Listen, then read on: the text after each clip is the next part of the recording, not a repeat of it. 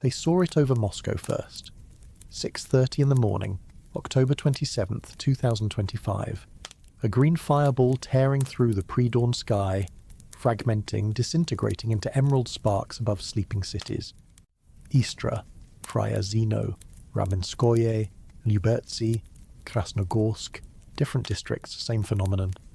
Within hours, Budapest reported the same thing, then social media exploded. Not with questions, but with a single chilling theory. The probes are already here. You know 3i Atlas. You know the debates, the 8 anomalies, the mothership hypothesis that refuses to die.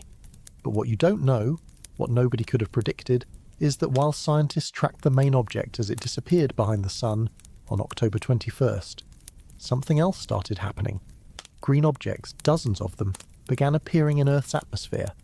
Not meteors, not space debris.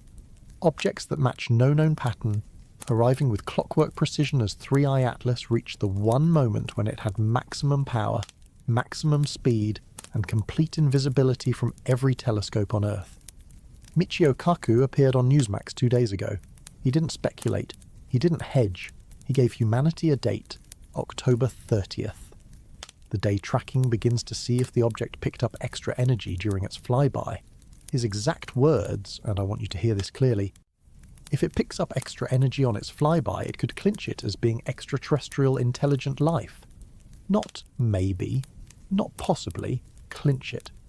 Right now, as you listen to this, 3i Atlas is whipping around the sun at 152,000 miles per hour, bathed in 33 gigawatts of solar radiation, completely hidden from our view. Perihelion happened 2 days ago, October 29th. The object is executing, or has already executed, what Avi Loeb calls the Oberth maneuver, the most energy-efficient moment for any spacecraft to change trajectory, deploy payloads, or redirect toward inner solar system targets.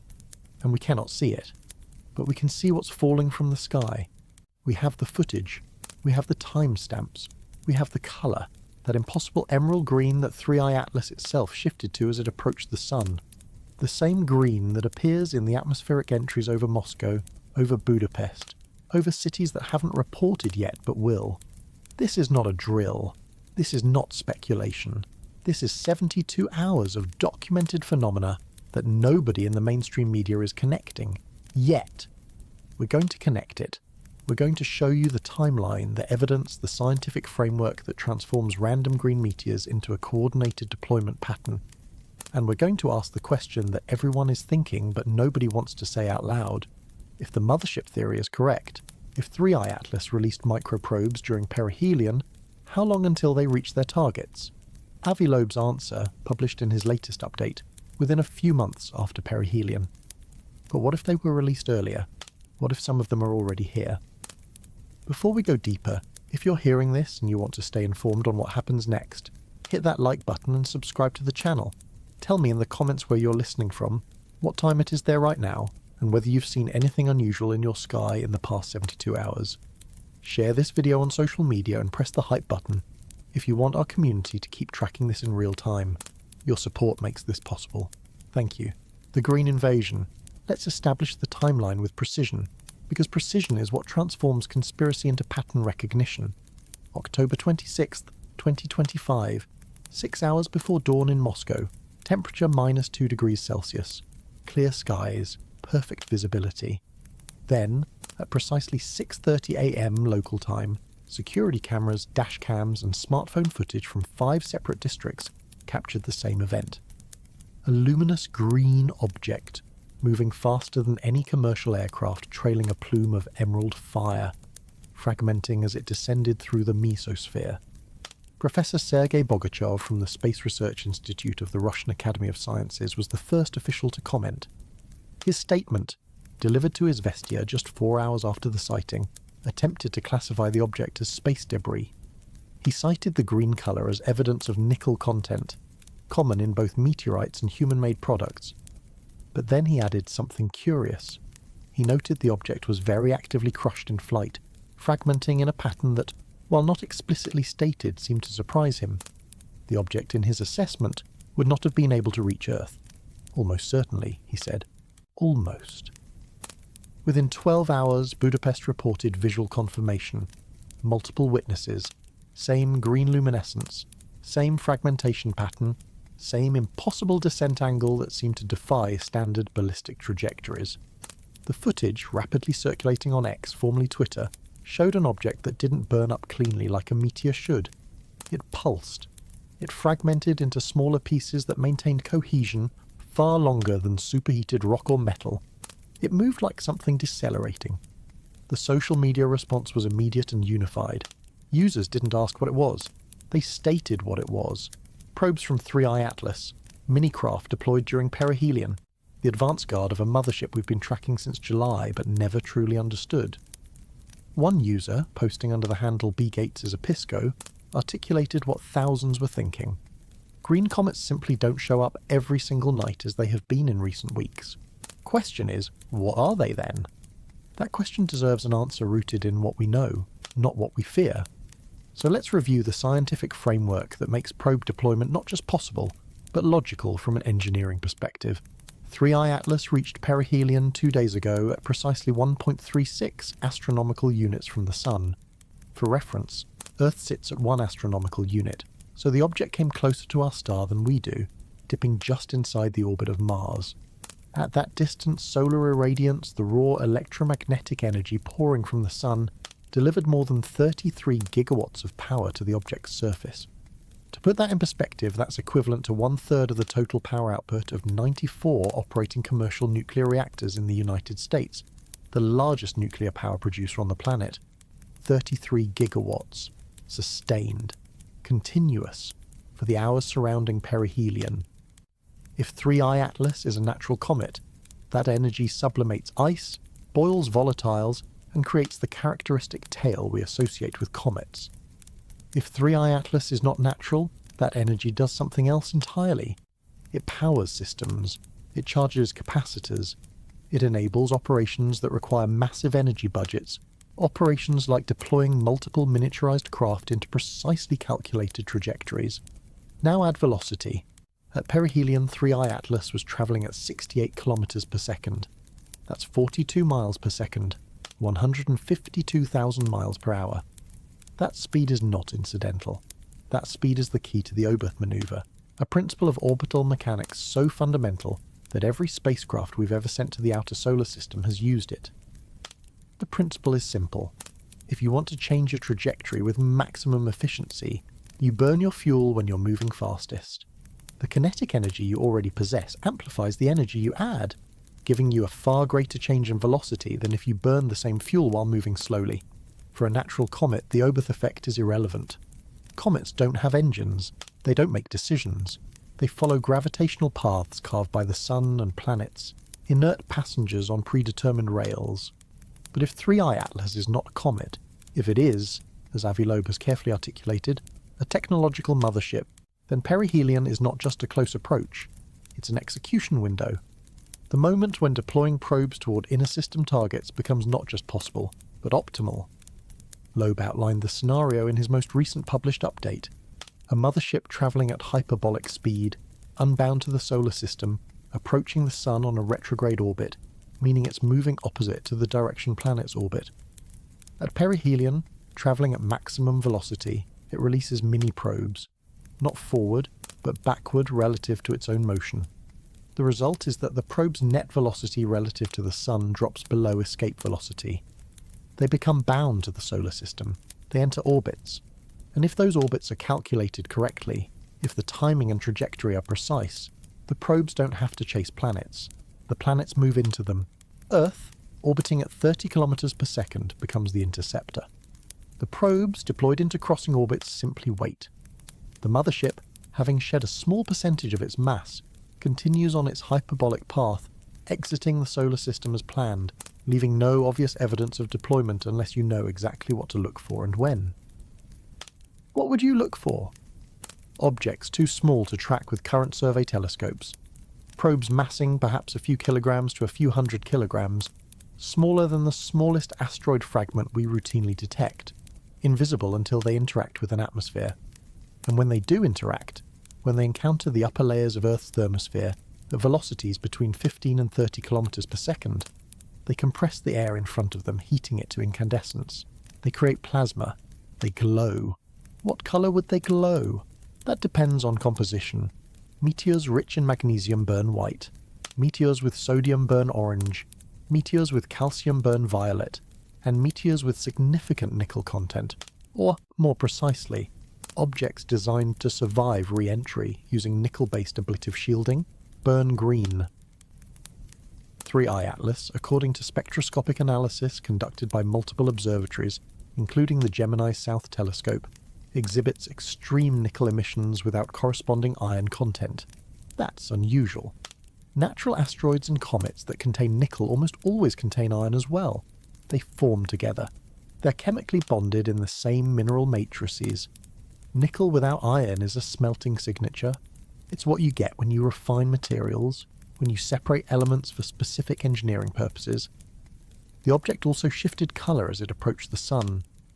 Early observations dating back to its discovery in July characterised 3I Atlas as having a reddish, D-type surface, consistent with organic rich materials forged in interstellar space.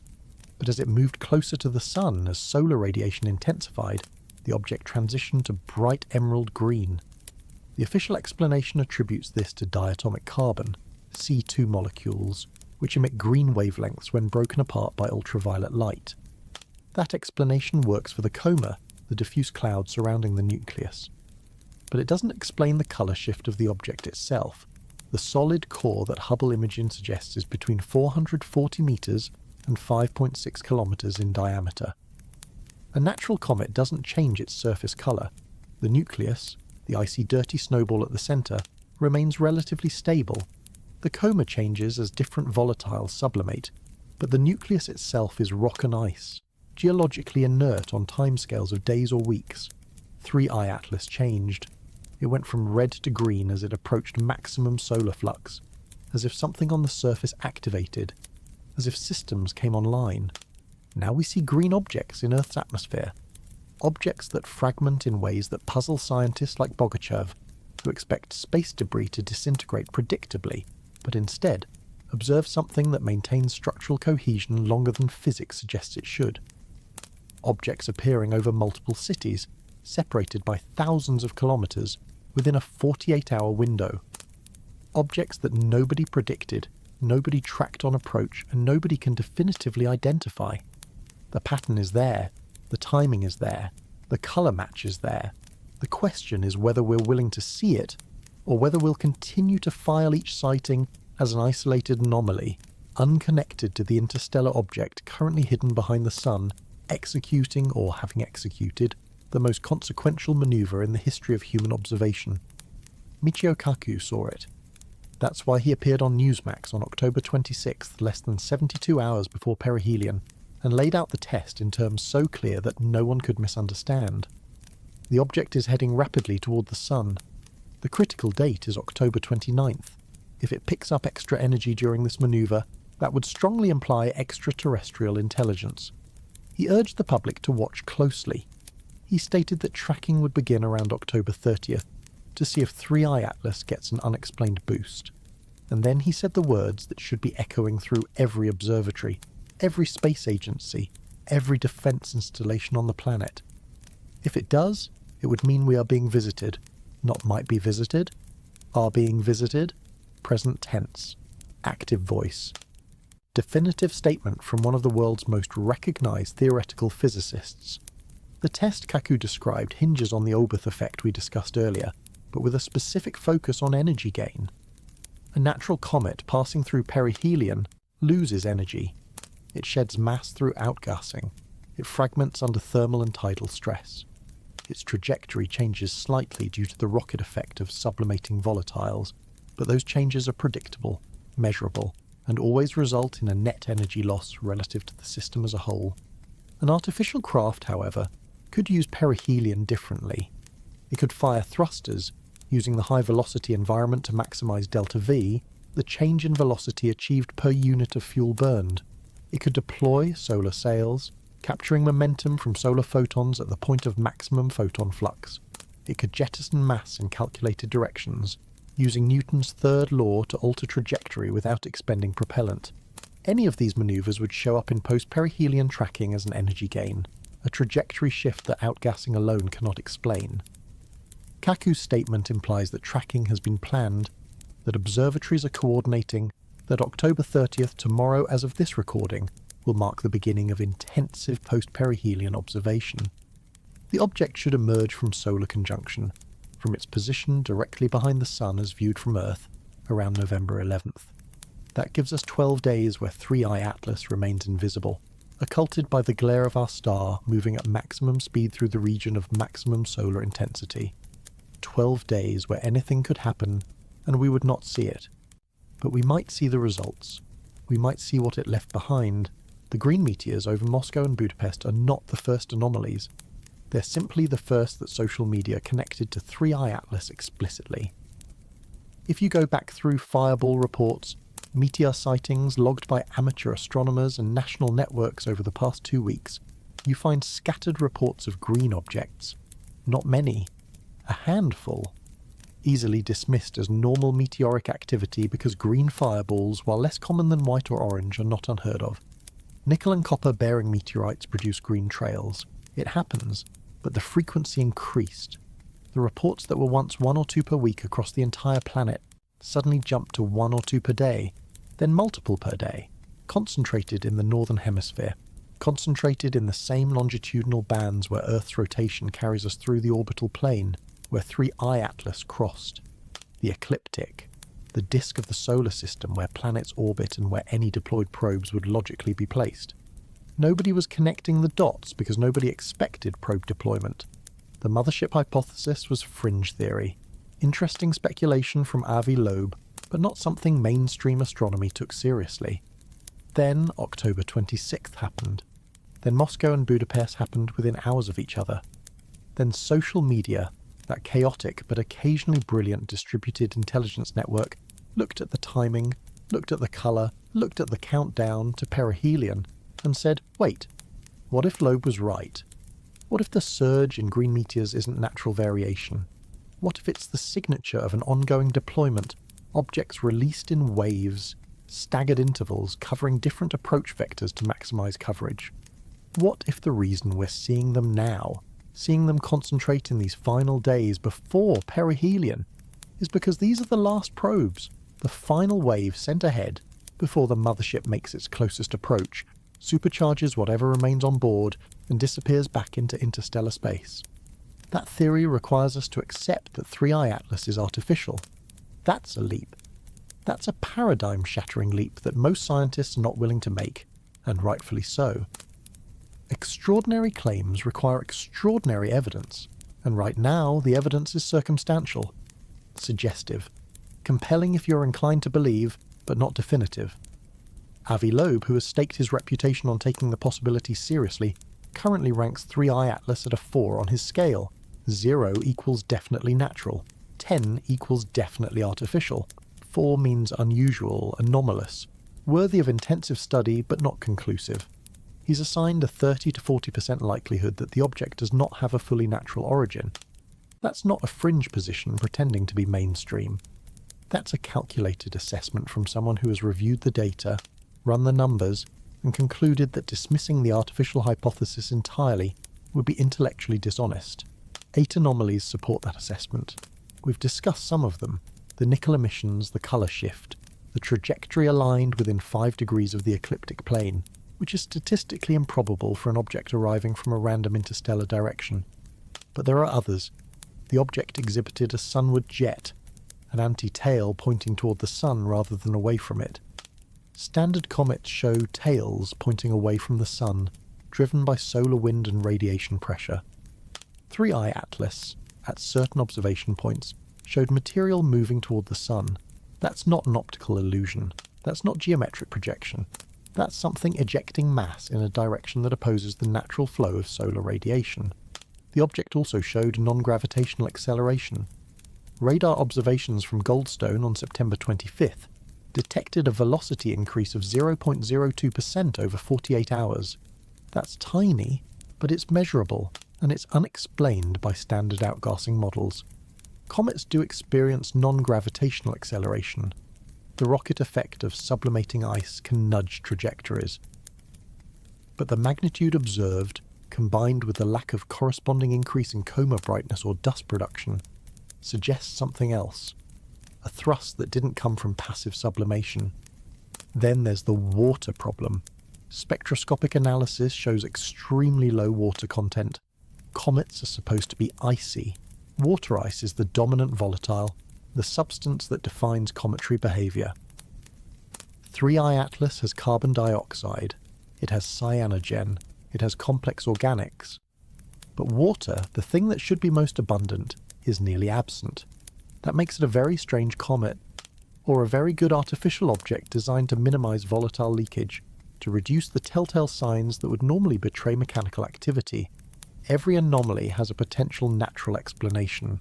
Taken individually, each could be dismissed as rare but not impossible. But 8 anomalies, occurring in the same object, at the same time, following a trajectory that brings it into the inner solar system at the precise angle and speed that would optimize planetary reconnaissance, that starts to look less like coincidence and more like design. And now we have green meteors, appearing in clusters, appearing in the week surrounding perihelion, appearing with a colour signature that matches the object everyone is watching. Are they probes? Or are they fragments of the 3 legitimate green comets also visible right now? C2025, A6 Lemon, C2025, R2SWAN, and C2025 K1ATL8. Not the interstellar one, a different ATLAS. A solar system native currently in solar conjunction, just like 3I ATLAS.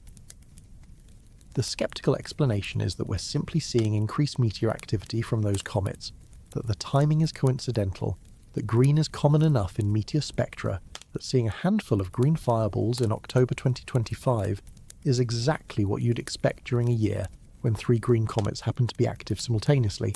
That's possible. That's the null hypothesis. That's what Occam's razor, the principle that simpler explanations are usually correct, would favour. But Occam's razor cuts both ways. If you're an extraterrestrial civilization capable of interstellar travel, and you want to study a planetary system without revealing yourself prematurely, what's the simplest approach? Send a mothership on a hyperbolic flyby. Time the flyby to coincide with natural cometary activity that provides cover. Deploy probes during perihelion when you're hidden from observation. Let the probes arrive over the following weeks and months, their atmospheric entries masked as meteor showers, their presence camouflaged within the noise of natural phenomena. That's not complicated. That's elegant. That's exactly how you do it if you wanted to remain undetected until you were ready to be detected. 3I Atlas is scheduled to emerge from behind the sun in mid-November. Tracking resumes. Trajectory analysis begins. Michio Kaku's test commences. We will know, within days of that emergence, whether the object gained energy, whether it changed course, whether something happened during those 12 dark days that physics cannot explain. But we won't know about the probes, not immediately, because if they exist, if they were deployed, they're too small to see until they're already here, until they're burning green in our atmosphere, until we have so many sightings, so much footage, so much data, that calling them meteors becomes absurd. Moscow saw one, Budapest saw one. How many cities will see them next? And when the numbers become undeniable, when the pattern is too clear to ignore, what do we call them then? Michio Kaku's ultimatum. October 26th, 2025. Newsmax Studio. Michio Kaku, theoretical physicist, best-selling author, professor at City College of New York, sits across from the interviewer with an expression that anyone who follows his work recognizes immediately. He's not here to speculate. He's here to deliver a verdict that's been forming in his mind for months, and the time for diplomatic hedging has passed. The interview opens with standard questions about 3I Atlas, the kind Kaku has fielded dozens of times since the object's discovery in July. What makes it unusual? How does it compare to Oumuamua and Borisov, the previous interstellar visitors? Is there any chance it poses a threat to Earth? Kaku answers efficiently, setting the foundation, but you can see in his body language that he's building towards something. Then the interviewer asks the question Kaku has been waiting for. What happens next? What should we be watching for? Kaku leans forward. His voice shifts from educational to urgent. This week, he says, on the 30th of October, they're going to track it to see if it picks up extra energy, whilst it whizzes around the sun. If it picks up extra energy on its flyby, it could clinch it as being extraterrestrial intelligent life. Clinch it. Not suggest, not indicate. Clinch. The word choice is deliberate, legal in its precision. In a courtroom, you clinch a case when the evidence becomes so overwhelming that doubt evaporates. Kaku is telling the public, in language designed to cut through the fog of scientific uncertainty, that we're days away from potential proof. Not the kind of proof that requires decades of peer review and academic debate, the kind that shows up in trajectory data, undeniable and immediate. He continues, the critical date is October 29th when 3I Atlas reaches perihelion. That's the solar flyby, the ultimate litmus test. If the object picks up extra energy during this manoeuvre, it would strongly imply extraterrestrial intelligence is involved. He urges the public to watch closely, noting that tracking would begin around October 30th to see if 3I Atlas gets an unexplained boost.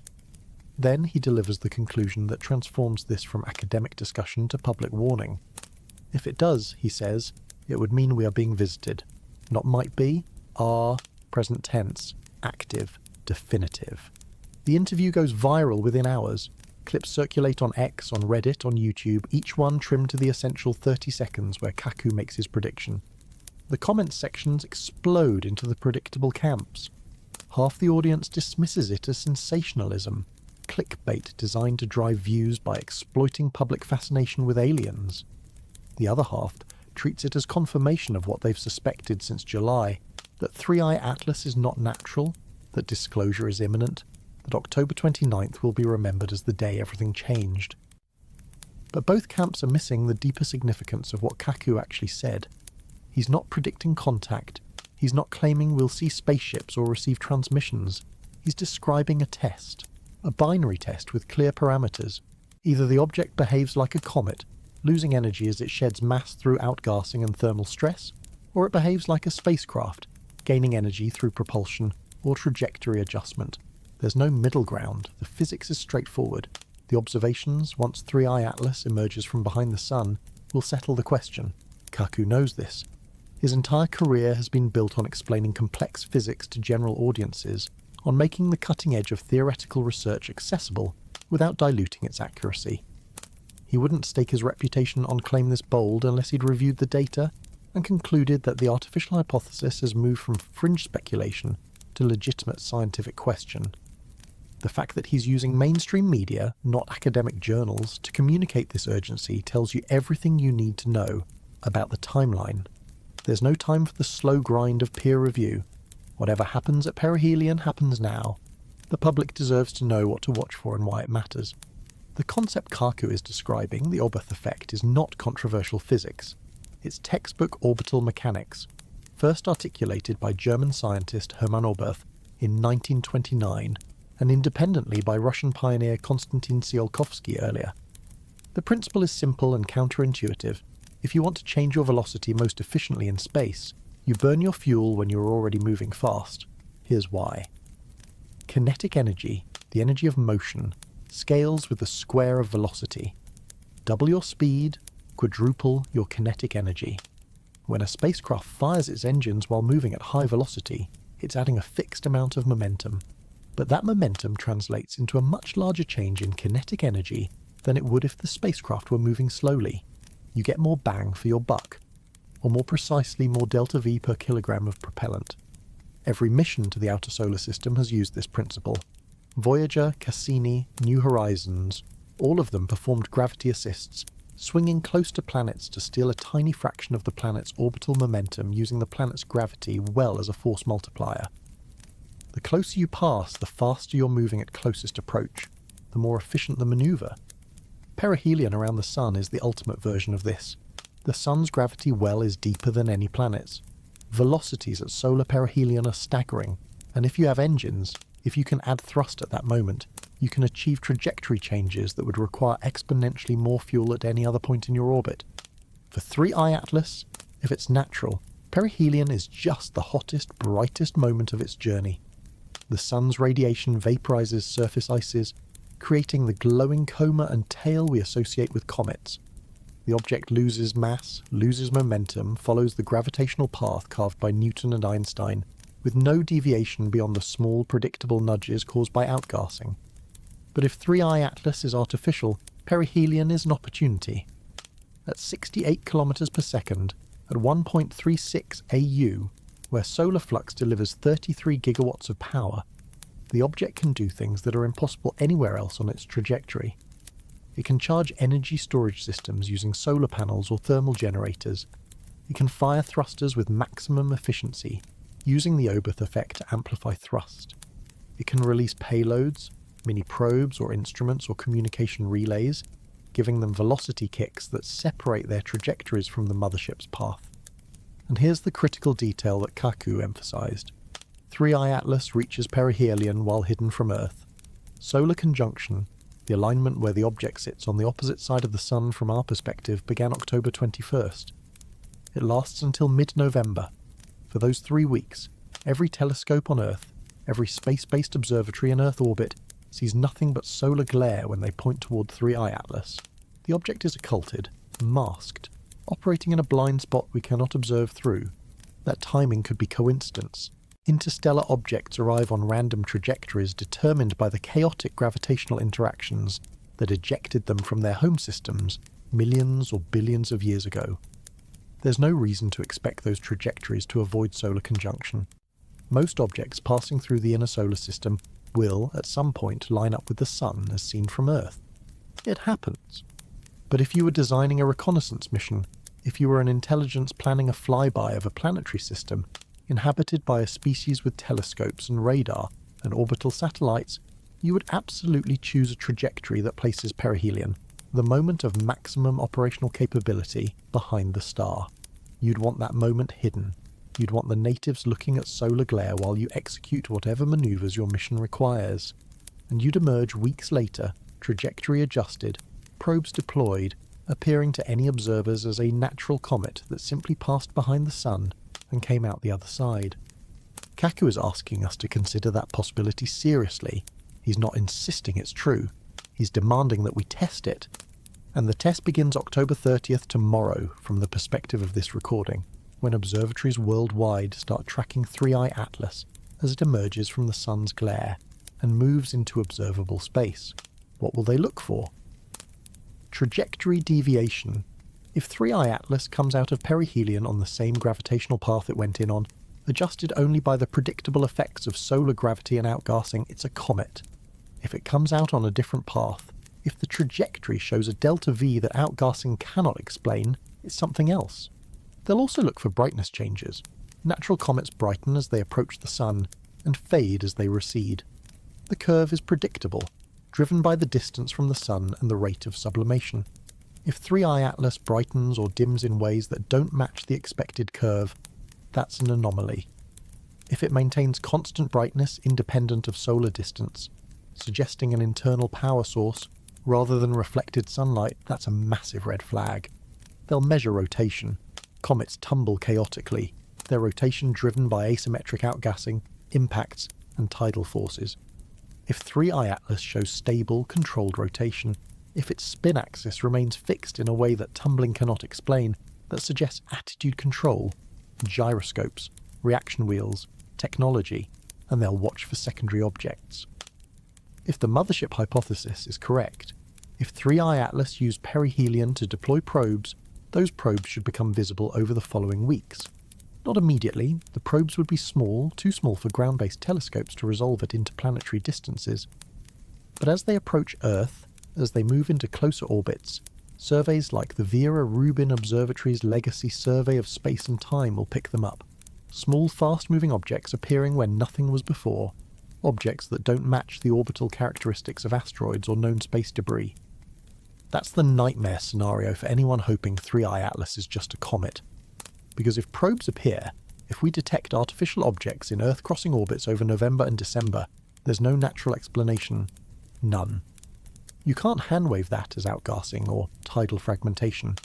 Objects in stable orbits, objects matching the deployment timeline Loeb calculated, objects exhibiting the kind of trajectories that require propulsion, that's game over for the natural hypothesis. Kaku knows this timeline. He knows what the next 6 weeks look like if the artificial hypothesis is correct. October 30th, Tracking begins. Early November, preliminary trajectory data confirms or rules out major delta V. Mid-November, 3i Atlas fully emerges from solar conjunction. Brightness and rotation data become available. Late November through December, sky surveys start catching secondary objects if they exist. 6 weeks? That's the window. That's how long humanity waits to find out if we're alone or if we're being studied. The public reaction to Kaku's interview tells you something important about where we are culturally. 10 years ago, a statement like this from a mainstream physicist would have been career suicide. You didn't speculate about aliens on national television. You didn't assign probabilities to artificial origin hypotheses. You certainly didn't give the public a specific date and tell them to watch for proof. The academic community would have crucified you, accused you of abandoning scientific rigour, of feeding into conspiracy theories, of betraying the methodical, cautious approach that science demands. But something shifted. Maybe it started with Oumuamua in 2017, the first confirmed interstellar object, the one that accelerated away from the Sun in ways that standard cometary physics struggled to explain. Avilo published papers suggesting it might be artificial, a solar sail or probe, and while most astronomers rejected that hypothesis, they couldn't quite kill it. The anomalies were real. The trajectory was weird, and for the first time in modern astronomy, the artificial explanation moved from pseudoscience into legitimate, if unlikely, scientific consideration. Then came the Pentagon's UAP reports, the unidentified anomalous phenomena previously called UFS, military pilots, credible witnesses with gun camera footage, reporting objects that moved in ways that violated known physics. The government, instead of dismissing it, acknowledged it. Congress held hearings. NASA formed a study group. The stigma started to crack. By the time 3i Atlas appeared in July 2025, the landscape had changed. You could talk about techno-signatures, the search for evidence of alien technology, without being laughed out of the room. You could analyse interstellar objects for signs of artificiality, and get your papers published in serious journals. You could, if the data warranted it, appear on television and tell the public that we're about to find out if an object in our solar system is a spaceship. Kaku did that, and instead of being dismissed as a crank, he's being taken seriously. Not by everyone. Plenty of scientists still think the mothership hypothesis is absurd, a waste of time and resources when natural explanations are sufficient. But the conversation has shifted from whether we should consider artificial origins to how we test for them, and what we do if the tests come back positive. That's progress. That's the scientific method working correctly. You don't dismiss hypotheses because they're uncomfortable. You test them, you gather data, you follow the evidence wherever it leads, even if it leads to conclusions that upend everything you thought you knew about our place in the universe. October 29th happened 2 days ago. Perihelion passed. 3i Atlas whipped around the Sun at 152,000 miles per hour, bathed in radiation, potentially executing the most significant maneuver in the history of interstellar travel. We didn't see it. We couldn't see it. The Sun blocked our view, exactly as orbital mechanics dictated it would. But we're about to see the aftermath. Tracking begins tomorrow. Data starts flowing. Telescopes lock onto the object as it emerges from the glare. Trajectory analysts run the numbers, comparing pre-perihelion orbital elements to post-perihelion observations, looking for any deviation that physics cannot explain. Michio Kaku gave us a test, a clear, binary, falsifiable test. If 3i Atlas gained energy, if it changed course, if something happened at perihelion that outgassing cannot account for, it could clinch the case for extraterrestrial intelligence. In 6 weeks, we'll know. Maybe sooner. And if Kaku is right, if the object shows signs of propulsion or control, the green meteors falling over Moscow and Budapest stop being curiosities and start being the only thing that matters. Because they won't be meteors anymore. They'll be the vanguard, the first wave, the probes that arrived while we were still debating whether anyone was out there at all. Behind the Sun, solar conjunction is not a rare event. Every planet, every asteroid, every comet eventually passes behind the Sun from Earth's perspective. It's geometry, inevitable and predictable. Mars goes into conjunction every 26 months. Venus every 19 months. Even distant objects in the Kuiper belt eventually line up with our star. disappearing into the glare for weeks or months before emerging on the other side. Astronomers plan around these occultations, scheduling observations for when objects are visible, accepting the blind periods as unavoidable gaps in coverage. But 3-Eye Atlas is not every object, and this conjunction, this specific alignment that placed perihelion directly behind the Sun during the exact window when the object would be travelling at maximum speed and receiving maximum solar energy, demands closer examination. Let's map the geometry with precision. October 21st, 2025. 3-Eye Atlas crossed into solar conjunction, moving to within 10 degrees of apparent separation from the Sun as viewed from Earth.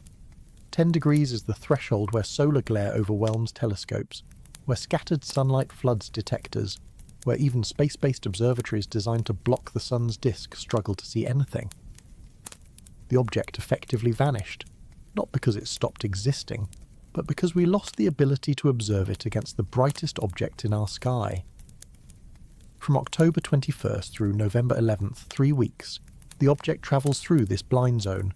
It approaches perihelion on October 29th, executes whatever physics or engineering occurs at closest approach, and then begins its outbound journey, still hidden, still unobservable, until it moves far enough from the Sun's apparent position that telescopes can lock on again. 3 weeks, 504 hours, 30,240 minutes. That's how long 3-Eye Atlas operates without human observation. That's the window where, if Avi Loeb's hypothesis holds any validity, the mothership could deploy probes, adjust trajectory, perform maneuvers that would be immediately obvious if we could see them but remain hidden because we cannot. The question everyone keeps dancing around is whether that timing is coincidence or design. Did 3-Eye Atlas simply arrive on a trajectory that happened to place perihelion behind the Sun? Or was the trajectory calculated specifically to exploit that blind spot? To answer that, we need to understand what controls an interstellar object's approach vector. When 3-Eye Atlas was ejected from its origin system, whenever and wherever that occurred, it received an initial velocity. Maybe it was gravitationally slingshot by a close encounter with a giant planet. Maybe it was kicked out by a near pass with another star. Maybe, if we're entertaining the artificial hypothesis, it was launched deliberately with a specific target in mind. That initial velocity, combined with the gravitational influence of every star the object passed near during its journey through the galaxy, determined its trajectory when it entered our solar system. By the time we detected it in July, those parameters were fixed. The orbital path was carved. Barring active propulsion, 3-Eye Atlas would follow that path according to Newton's laws and Einstein's refinements, predictable and immutable. The object entered from the direction of Sagittarius, travelling at 60 kilometers per second relative to the solar system's rest frame. That's hyperbolic velocity, unbound, meaning the Sun's gravity would bend the trajectory but not capture it. The object would swing through, following a curved path, and exit back into interstellar space. The shape of that curve, the exact trajectory through the inner system, depends on the object's speed and approach angle. 3-Eye Atlas came in at an angle nearly aligned with the ecliptic plane, the disk where planets orbit. Within 5 degrees, that's the first statistical oddity. Interstellar objects should arrive from random directions, isotropically distributed across the celestial sphere. The galaxy doesn't have a preferred plane. Stars and their ejected debris occupy 3-dimensional space. The odds of an object randomly arriving within 5 degrees of the ecliptic are roughly 1 in 10. Not impossible, but noteworthy. Then there's the retrograde motion. 3-Eye Atlas orbits opposite to the direction planets move. It's coming at us head-on relative to Earth's orbital motion.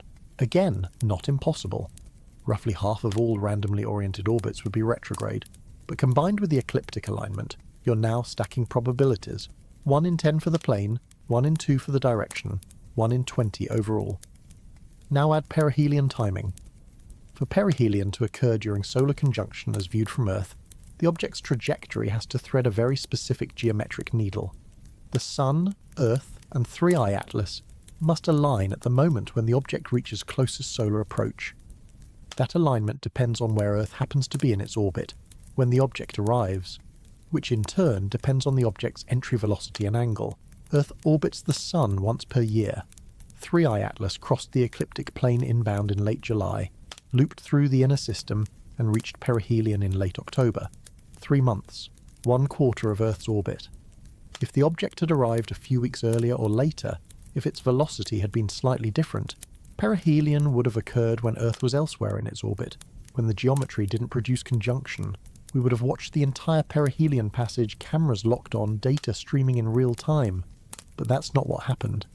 The timing lined up perfectly, or imperfectly, depending on your perspective. The object went dark exactly when it mattered most. Some astronomers argue this proves nothing. Coincidences happen. Low probability events occur all the time if you observe enough events. 3i Atlas is one object, one data point.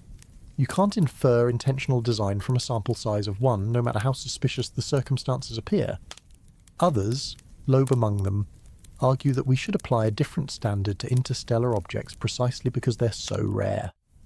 We've confirmed 3 in human history: Oumuamua, Borisov, and now 3i Atlas. When you only get 3 examples, every anomaly carries more weight. Every deviation from expectation demands explanation. And when all the anomalies point in the same direction, toward characteristics that would be advantageous for a reconnaissance mission, dismissing them as coincidence starts to look less like scientific caution and more like willful blindness. Let's consider what happens during those 3 hidden weeks from an engineering perspective. Assume for the moment that 3i Atlas is artificial. Assume it's a mothership, a carrier vehicle designed to study the inner solar system without direct contact. What would the mission profile look like? First, you'd want solar power. Chemical propulsion, even nuclear, has limits. Fuel is mass, and mass is expensive when you're travelling between stars. But solar power is free, abundant, intense. At Earth's distance from the Sun, 1 astronomical unit solar flux delivers about 1.3 kilowatts per square metre. At 3i Atlas's perihelion distance of 1.36 astronomical units, flux is slightly lower, about 0.7 kilowatts per square metre. But the object's surface area, assuming a 5-kilometre diameter sphere, is roughly 78 square kilometres. 78 million square metres. Even at reduced efficiency, even assuming only a fraction of the surface is covered in collectors, you're harvesting gigawatts. 33 gigawatts. That's not a metaphor. That's the actual calculated solar irradiance on a 5-kilometre object at 1.36 astronomical units. For reference, the International Space Station's solar arrays generate about 120 kilowatts. 3i Atlas, if equipped with even primitive photovoltaic systems covering 10% of its surface at 10% efficiency, would generate 260 megawatts. If the technology is better, if the coverage is higher, you're talking gigawatt-scale power for the hours surrounding perihelion. What do you do with gigawatts? You charge batteries, you power instruments, you run high-energy communication systems that could transmit data back to whoever sent you, broadcasting across interstellar distances. You energize mass drivers or magnetic accelerators designed to launch small probes without chemical propellant. You operate any system that requires more power than you can generate far from the Sun, stockpiling energy while you can, spending it as needed over the months and years of your mission. Second, you deploy probes during perihelion because the orbital mechanics favour it. Release a probe while the mothership is travelling at 68 kilometers per second. Give that probe a small velocity change using stored energy or mechanical ejection, and you can place it into a bound orbit around the Sun. The probe's trajectory separates from the mothership's. The mothership continues on its hyperbolic escape path. The probe stays behind, orbiting potentially for years or decades, observing, transmitting, fulfilling whatever mission parameters it was programmed with. Loeb calculated the delta required to place a probe into Earth-crossing orbit. Roughly 25,000 meters per second of velocity change, or about 37% of the mothership's perihelion speed. That sounds like a lot. It is a lot. But remember, you're not stopping the probe. You're not trying to match Earth's velocity perfectly. You're just slowing it enough that its orbit becomes elliptical rather than hyperbolic, and that the ellipse intersects Earth's orbital radius at some point. If you release multiple probes with slightly different velocity vectors, you can stagger their arrival times, spread them across different orbital positions, maximize coverage of the inner system. Some probes might encounter Earth in December, others in February, others next year. You turn a single flyby into a sustained observational campaign. Third, you'd time this deployment during conjunction. because it gives you operational security. If something goes wrong, if a probe fails to separate cleanly, if the ejection creates a visible debris field, if the mothership's trajectory changes in ways that reveal active propulsion, Earth's astronomers see none of it. They're staring at solar glare. By the time the mothership emerges in mid-November, any evidence of deployment is weeks old, scattered across millions of kilometers, effectively invisible unless you know exactly where to look. This is not wild speculation. This is basic mission planning for a civilization capable of interstellar travel. You don't send a probe across light years just to fly through a system once and leave. You deploy assets, you establish persistent observation, and you do it when the natives can't watch. Now consider what we're actually seeing. Green meteors starting to appear in the weeks before and after perihelion. Objects burning up in Earth's atmosphere with a colour signature that matches 3i Atlas's own spectral characteristics. Objects appearing in clusters, multiple sightings within short time windows, concentrated in the northern hemisphere where the ecliptic plane dominates the evening sky. If these are fragments from the legitimate comets Lemon, SWAN, and K1ATLAS, their trajectories should be predictable. Meteor showers from comets occur when Earth passes through debris streams, narrow rivers of dust and pebbles left behind in the comet's orbital path. Those streams have known positions, known dates. The Perseids happen in August, the Leonids in November. The timing is clockwork because Earth's orbit is clockwork and the debris streams don't move. But the green meteors appearing now don't fit established shower patterns. They're scattered, unpredictable. Appearing over Moscow one day, Budapest the next, with no apparent radiance, no common point of origin in the sky that would indicate a debris stream. That's consistent with objects in their own orbits, multiple small bodies on different trajectories, encountering Earth at different times and locations. That's what you'd expect from deployed probes, not from cometary debris. The alternative explanation that we're witnessing increased background meteor activity purely by chance during the same weeks that 3i Atlas passes through perihelion hidden from view requires you to believe in a remarkable coincidence, not impossible. But stacked on top of all the other coincidences, the ecliptic alignment, the retrograde motion, the conjunction timing, the 8 documented anomalies, it starts to strain credulity. How many coincidences before pattern recognition becomes more plausible than luck? 3i Atlas is behind the sun right now, at this moment, travelling outbound from perihelion, carrying whatever evidence of its nature that close solar approach revealed. In 12 days, it emerges. Telescopes lock on. Data flows. We'll see if the trajectory changed, if the brightness curve makes sense, if the object looks like a comet or something else entirely. But we won't see the probes, not with telescopes, not at interplanetary distances. We'll only see them if they come to us, if their orbits intersect Earth's, if they enter our atmosphere and burn.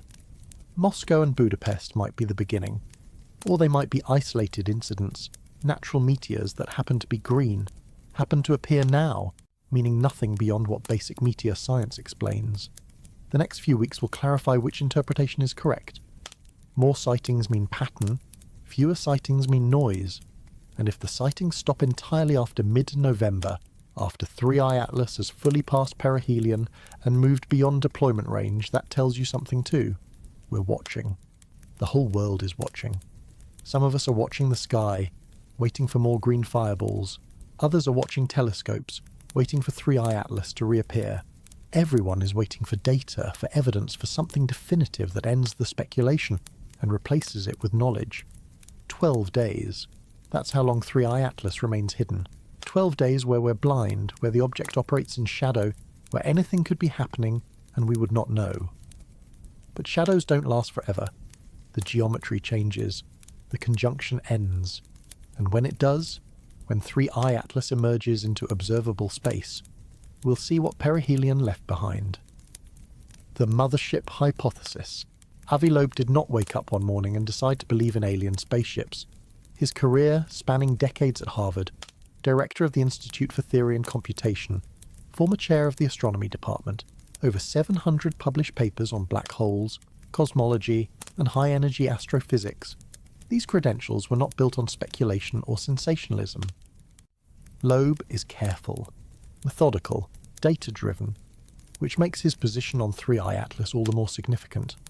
When he assigns a 30 to 40% probability that the object does not have a fully natural origin, when he ranks it at 4 on a scale where 0 is definitely natural and 10 is definitely artificial, he's not guessing, he's calculating. Running Bayesian inference on accumulated evidence, weighing priors against observations, updating beliefs as new data arrives. This is how scientists think when they're being honest about uncertainty. The mothership hypothesis emerged gradually, not as a first explanation, but as a remaining possibility after natural explanations struggle to account for the full suite of anomalies. Start with Oumuamua, the first confirmed interstellar object detected in 2017. It accelerated away from the Sun without showing cometary outgassing. No coma, no tail, but definite non-gravitational acceleration. The scientific community proposed multiple mechanisms to explain this. Outgassing of pure hydrogen that wouldn't show up spectroscopically, radiation pressure on an unusually reflective surface, fragmentation events that created thrust, all possible, all consistent with natural processes, but all requiring special conditions, unusual compositions, geometric configurations that individually are rare. Loeb published papers suggesting an alternative. What if Oumuamua was a solar sail, a thin reflective sheet pushed by sunlight? Either a defunct piece of alien technology drifting through space, or an active probe deliberately maneuvering. The physics worked, the observations fit. But the hypothesis was rejected by most astronomers as unnecessarily exotic when natural explanations existed. Then came 3i Atlas, larger than Oumuamua by orders of magnitude, exhibiting not 1 or 2 anomalies but 8, each individually explainable, but collectively forming a pattern that natural comet models struggle to accommodate. Loeb looked at that pattern and asked a question that most scientists avoid. What would an artificial object designed for interstellar reconnaissance actually look like? And how would we distinguish it from a natural comet? The answer is uncomfortable because it's not obvious. We don't have experience identifying alien technology. We've never done it before. We don't have a catalogue of known examples to compare against. All we have is inference, working backward from mission requirements to design characteristics, asking what features a probe would need and whether those features would be observable. First requirement, survival. Interstellar space is not gentle. Cosmic rays, high-energy particles accelerated by supernovae and black holes, bombard anything travelling between stars. Over millions of years, that radiation damages materials, degrades electronics, erodes surfaces. A successful interstellar probe needs shielding. Heavy elements work best. Lead, tungsten, or in the case of 3i Atlas, nickel. Nickel is particularly interesting because it's dense, abundant in industrial processes, and exhibits the green spectral signature we've observed. Natural asteroids contain nickel, but they also contain iron. The two elements form together in planetary cores, in meteorites, in the same mineral structures. Nickel without iron is unusual. It suggests refinement, separation, processing. It suggests someone extracted nickel specifically because its properties, density for radiation shielding, melting point for thermal management, were desirable for engineering purposes. 3i Atlas shows extreme nickel emissions without corresponding iron. Spectroscopic analysis from Gemini South confirmed this. The object is rich in nickel or nickel compounds. The iron that should accompany it is missing or severely depleted. That's anomaly 1. Second requirement, stealth. If you're studying a planetary system inhabited by a technological civilization, you don't want to be obvious. You want to blend in, to masquerade as a natural object until you're ready to reveal yourself, or until your mission is complete. The best camouflage for interstellar space is to look like a comet. Comets are common, expected, non-threatening. If you can mimic cometary behaviour, outgassing at the right times, reflecting light in familiar ways, you can observe for months or years before anyone suspects you're artificial. 3i Atlas exhibits some cometary behaviour. It has a coma, a diffuse cloud of gas and dust surrounding the nucleus. It shows activity, brightening as it approached the Sun. But the details are wrong. The coma appeared early, when the object was 6.4 astronomical units from the Sun, farther out than most comets activate. The composition is unusual, carbon dioxide and cyanogen dominating while water, the most common cometary volatile, is nearly absent. And the morphology, the shape and structure of the coma, doesn't quite match standard models. Then there's the antitail, the sunward jet pointing toward the star rather than away from it. Loeb and other researchers documented this feature in August. Comets can show complex tail structures due to perspective effects, where a tail curving behind the comet appears to project forward when viewed from certain angles. But those are optical illusions, geometric artifacts that disappear when you account for the viewing angle. The sunward jet on 3I Atlas is not an illusion. It's real material moving toward the sun, expelled from the object's surface or coma in a direction that solar radiation pressure and solar wind should prevent. That's anomaly 2. Material flowing the wrong way. Explainable if the object is venting propellant, if it's using the sun's gravity for an Oberth maneuver, and needs to shed velocity, if it's technological and actively maneuvering. Harder to explain if it's just a comet. Third requirement, longevity. Interstellar missions take time. Even travelling at relativistic speeds, a significant fraction of light speed, crossing between nearby stars requires decades or centuries. At the more modest velocities we observe, 3I Atlas moving at 60 km per second is 1/20th of 1% of light speed. Interstellar journeys take millions of years. Your probe needs to last. It needs power systems that don't degrade, structural materials that resist erosion, instruments that can survive dormancy and reactivate on command. Solar power is the obvious solution once you enter a star system. Dormant during the interstellar crossing, drawing minimal power from radioisotope generators or stored energy, then waking up as stellar radiation intensifies, charging batteries, activating systems, beginning observations. That operational profile matches what we've seen from 3I Atlas. Quiet and dim when first detected, progressively more active as it approached the sun, changing colour from reddish to green as if different systems were powering up in sequence. The colour shift is anomaly 3. Natural comets don't change their fundamental colour. Surface chemistry remains stable over short timescales. Ice composition doesn't transform week by week. But 3I Atlas went from red, consistent with organic rich materials, to green, consistent with nickel emissions or diatomic carbon. That transition suggests changing conditions on or near the surface, not passive reflection, but active processes generating the emissions we observe. Fourth requirement, communication. A reconnaissance probe needs to send data home, across interstellar distances that requires powerful transmitters, narrow beam systems that can concentrate signal into a tight cone aimed at the destination. From our perspective, we wouldn't see these transmissions unless we happened to be in the beam path, unless the probe was deliberately signalling Earth, rather than its origin point. But we might see the power signature. High-power transmitters generate waste heat. That heat radiates into space as infrared. If 3I Atlas is transmitting, if it's beaming gigabits of observational data across light years, we should detect thermal emissions that exceed what solar heating alone would produce.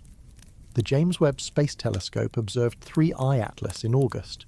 Infrared spectroscopy, looking for molecular signatures and thermal characteristics.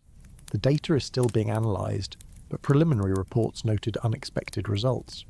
The thermal profile didn't match standard cometry models. The object was warmer than predicted, or cooler in some regions, or showed emission patterns that suggested internal heat sources, rather than pure solar heating. That's anomaly 4, pending further analysis. Thermal characteristics inconsistent with passive solar absorption, potentially explainable by unusual composition, by subsurface ice insulation, by a dozen natural mechanisms, or explainable by internal power generation, by systems running on stored energy, by a probe managing its thermal signature to avoid detection or to optimize operations. The pattern continues. Anomaly 5, the trajectory aligned with the ecliptic plane. Anomaly 6, the retrograde orbit optimized for planetary encounters. Anomaly 7, the non-gravitational acceleration detected in September that changed the object's velocity without visible outgassing. Anomaly 8, the rotation characteristics that some researchers describe as surprisingly stable for a tumbling comet. 8 anomalies, each individually has natural explanations, some more plausible than others, but explaining all 8 simultaneously requires you to stack special cases, to invoke rare conditions repeatedly. to argue that 3i Atlas is the universe's most improbably unusual comet, rather than the universe's most carefully disguised probe. Loeb's assessment, 30 to 40% artificial, reflects that calculation. He's not claiming certainty. He's stating that after reviewing all available evidence, the probability of artificial origin is high enough to justify intensive follow-up, dedicated observations, and serious consideration of what we do if the hypothesis is confirmed. The mothership concept specifically addresses scale and capability. A probe the size of 3i Atlas, potentially 5 kilometers in diameter, is not a small reconnaissance drone, it's massive. Large enough to carry secondary craft, instruments, power systems, communication arrays, everything needed for a comprehensive survey mission. Large enough to justify the enormous expense and technical challenge of sending it across interstellar space. If you're investing centuries or millennia into an interstellar mission, you don't send a tiny satellite. You send a mothership, a mobile base, a platform that can deploy specialized probes, each optimized for different tasks. Some might be atmospheric samplers, designed to enter planetary atmospheres and collect data on composition, temperature, biosignatures. Others might be surface landers, equipped to touch down on moons or asteroids and conduct direct analysis. Others might be communications relays, positioning themselves in stable orbits to maintain contact between the mothership and deployed assets. The mini-probe hypothesis follows logically from this framework. If 3i Atlas is a mothership, perihelion is the optimal deployment moment. High velocity means efficient trajectory modification. High solar flux means maximum power for launch systems. Solar conjunction means operational concealment. You release probes with velocity vectors calculated to place them into Earth-crossing orbits, into Venus intercepts, into trajectories that explore the inner system systematically. Those probes would be small, maybe 10 kilograms, maybe 100, large enough to carry instruments and transmitters, small enough to avoid easy detection. At interplanetary distances, even large telescopes struggle to resolve objects smaller than tens of meters. Kilometer scale sensitivity is pushing current limits. Anything smaller is effectively invisible until it gets close. But when probes do get close, when they intersect Earth's orbit, when they encounter the atmosphere at 15 to 30 kilometers per second, they heat up. They ionize air. They create plasma trails. They glow green if their ablative shielding is nickel-based. If their construction matches the mothership's materials, if they were designed to survive entry and transmit data even as they burn. Moscow saw one, Budapest saw another. If the mothership hypothesis is correct, we should expect more. Dozens, potentially hundreds, depending on how many probes were deployed and how their orbits distribute across time. The distribution pattern matters. Random meteors from cometary debris streams show clustering around specific dates, radiance converging on narrow sky regions. Deployed probes show scatter, arriving from different directions on different dates, their entry points distributed across Earth's surface, rather than concentrated along predictable paths. Over the next 6 weeks, as 3i Atlas emerges from conjunction and moves through the system, we'll see which pattern materializes. More green meteors appearing randomly means probe hypothesis gains strength. Fewer sightings concentrated around predictable shower dates means natural explanation holds. Loeb is tracking this actively. The Galileo project, which he directs, has deployed observatories specifically to monitor the sky for anomalous objects. 3 facilities, Massachusetts, Pennsylvania, Nevada, equipped with all sky cameras, infrared sensors, radar, designed to detect and characterize anything unusual. If probes are entering Earth's atmosphere, Galileo project instruments will catch them, record trajectories, capture spectra, provide the data needed to distinguish artificial from natural. This is not passive speculation. This is active science. Hypothesis, prediction, observation, analysis. The method working as designed. And if the observations confirm the mothership hypothesis, if we detect multiple small objects with trajectories inconsistent with natural debris, if their composition matches 3i Atlas, if their behavior suggests control or purpose, then we face a question humanity has never confronted with evidence in hand. What do we do when visitors arrive? The 3 Green Sisters. October 2025 will be remembered by astronomers as the month of green comets. 3 distinct objects, all discovered within the same calendar year, all reaching peak visibility within the same 4-week window, all glowing with that characteristic emerald hue caused by diatomic carbon in their COMET. C2025 A6 Lemon, C2025 R2 Swan, C2025 K1 Atlas. Not the interstellar visitor, but a different atlas. A solar system native currently in its own solar conjunction. 3 green comets visible simultaneously from Earth. That hasn't happened in modern astronomical history. Individual green comets appear every few years. 2 overlapping in the sky is rare but documented. 3 at once, bright enough for amateur observation, aligned in timing so perfectly that October became the month to see them all. That's unprecedented. The question nobody in mainstream astronomy is asking loudly, but everyone is thinking quietly, is whether the timing is coincidence or coordination. Lemon came first in terms of discovery, spotted January 3rd, 2025 by the Mount Lemmon survey in Arizona. Initially faint, magnitude 21.5, barely visible even to professional instruments. Standard protocol, catalogue it, calculate the orbit, move on to the next detection. Comets are common. The inner solar system sees dozens annually. Most never brighten enough to matter. But Lemon didn't follow the script. In August, still months from perihelion, it began intensifying rapidly, brightening exponentially, jumping magnitudes week by week, developing a prominent coma and tail visible in amateur telescopes. By October, it reached naked eye visibility from dark sky sites, magnitude 4 to 5, the brightest comet of 2025. Comets do sometimes outburst, undergo sudden increases in activity when subsurface ice pockets are exposed or when the nucleus fragments. But Lemon's brightening was steady, progressive, controlled. It didn't spike and fade. It climbed smoothly through September and October, peaking around October 27th, exactly when Earth-based observers had optimal viewing geometry. Optimal. That word keeps appearing. Optimal viewing during new moon phases when the sky is darkest. Optimal altitude above the horizon for Northern Hemisphere observers. Optimal brightness time to October when autumn skies are clear and crisp, when meteor showers and public interest in the night sky naturally peak. Swan arrived next in the discovery timeline, detected September 11th, 2025. Ukrainian amateur astronomer Vladimir Bezugli found it while analysing images from the SWAN instrument aboard the Solar and Heliospheric Observatory, SOHO. The comet had passed perihelion just one day earlier, September 12th, at half an astronomical unit from the Sun. That close approach explained why it hadn't been detected sooner. Solar glare masked it. Only as it emerged from conjunction did SWAN become visible.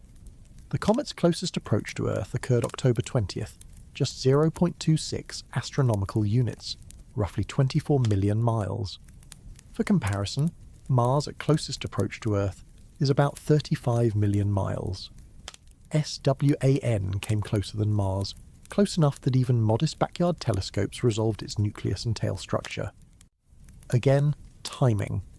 Swan's visibility peaked October 20th through 23rd, overlapping exactly with Lemon's peak and with the Orionid meteor shower. The night sky offered multiple attractions simultaneously. Casual observers looking for one phenomenon would encounter others, interest amplified, coverage expanded. More eyes on the sky means more witnesses, more documentation, more data. K1 Atlas completed the trio. Discovered May 25th, 2025, this comet followed a trajectory similar to 3I Atlas in one specific respect. Its perihelion occurred during solar conjunction. The comet approached the Sun throughout September and early October, brightening as expected, then vanished into solar glare in late October, perihelion predicted for early November. Unlike 3I Atlas, K1 Atlas is definitively natural. Its orbit is elliptical, bound to the solar system, period calculated at several thousand years. It originated from the Oort cloud, the distant sphere of cometary nuclei surrounding the Sun, at the edge of gravitational influence. This is a local object, born with the solar system 4.6 billion years ago, making its periodic return to the inner system on a schedule dictated purely by celestial mechanics. But its timing, reaching perihelion and solar conjunction in late October, the same week as 3i Atlas, adds another layer of synchronicity to an already crowded month. 3 green comets, 3 separate discoveries, 3 independent orbits, all converging on October the 2025, all peaking within days of each other, all sharing the same spectral signature that produces green light. The official explanation for the colour is diatomic carbon, C2. When solar ultraviolet radiation strikes complex carbon molecules in cometary ice, it breaks them apart. Carbon recombines into 2 atom molecules that fluoresce at 590 nanometers, green wavelength. The intensity of green depends on the comet's composition, specifically the abundance of carbon-rich organics relative to water and other volatiles.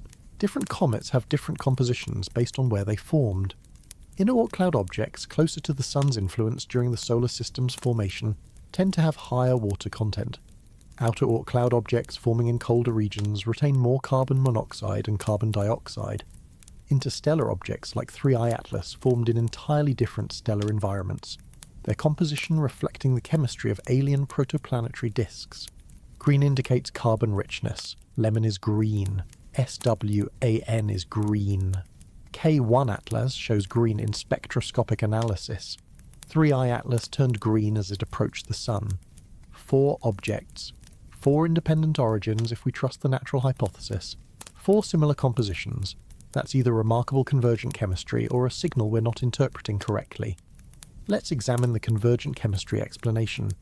Carbon is the 4th most abundant element in the universe. It forms easily in stellar fusion, gets distributed through space via supernovae and stellar winds, incorporates into dust and ice wherever stars form. Expecting carbon-rich organics in comets is reasonable. Expecting green comets is normal, but expecting 3 bright green comets simultaneously is not normal. The statistical distribution of comet discoveries, brightenings, and orbital timing should produce random spacing across years and decades. You get a bright green comet in 2010, another in 2017, another in 2023. Clustering happens occasionally by chance. 3 in 1 month from 3 different source populations.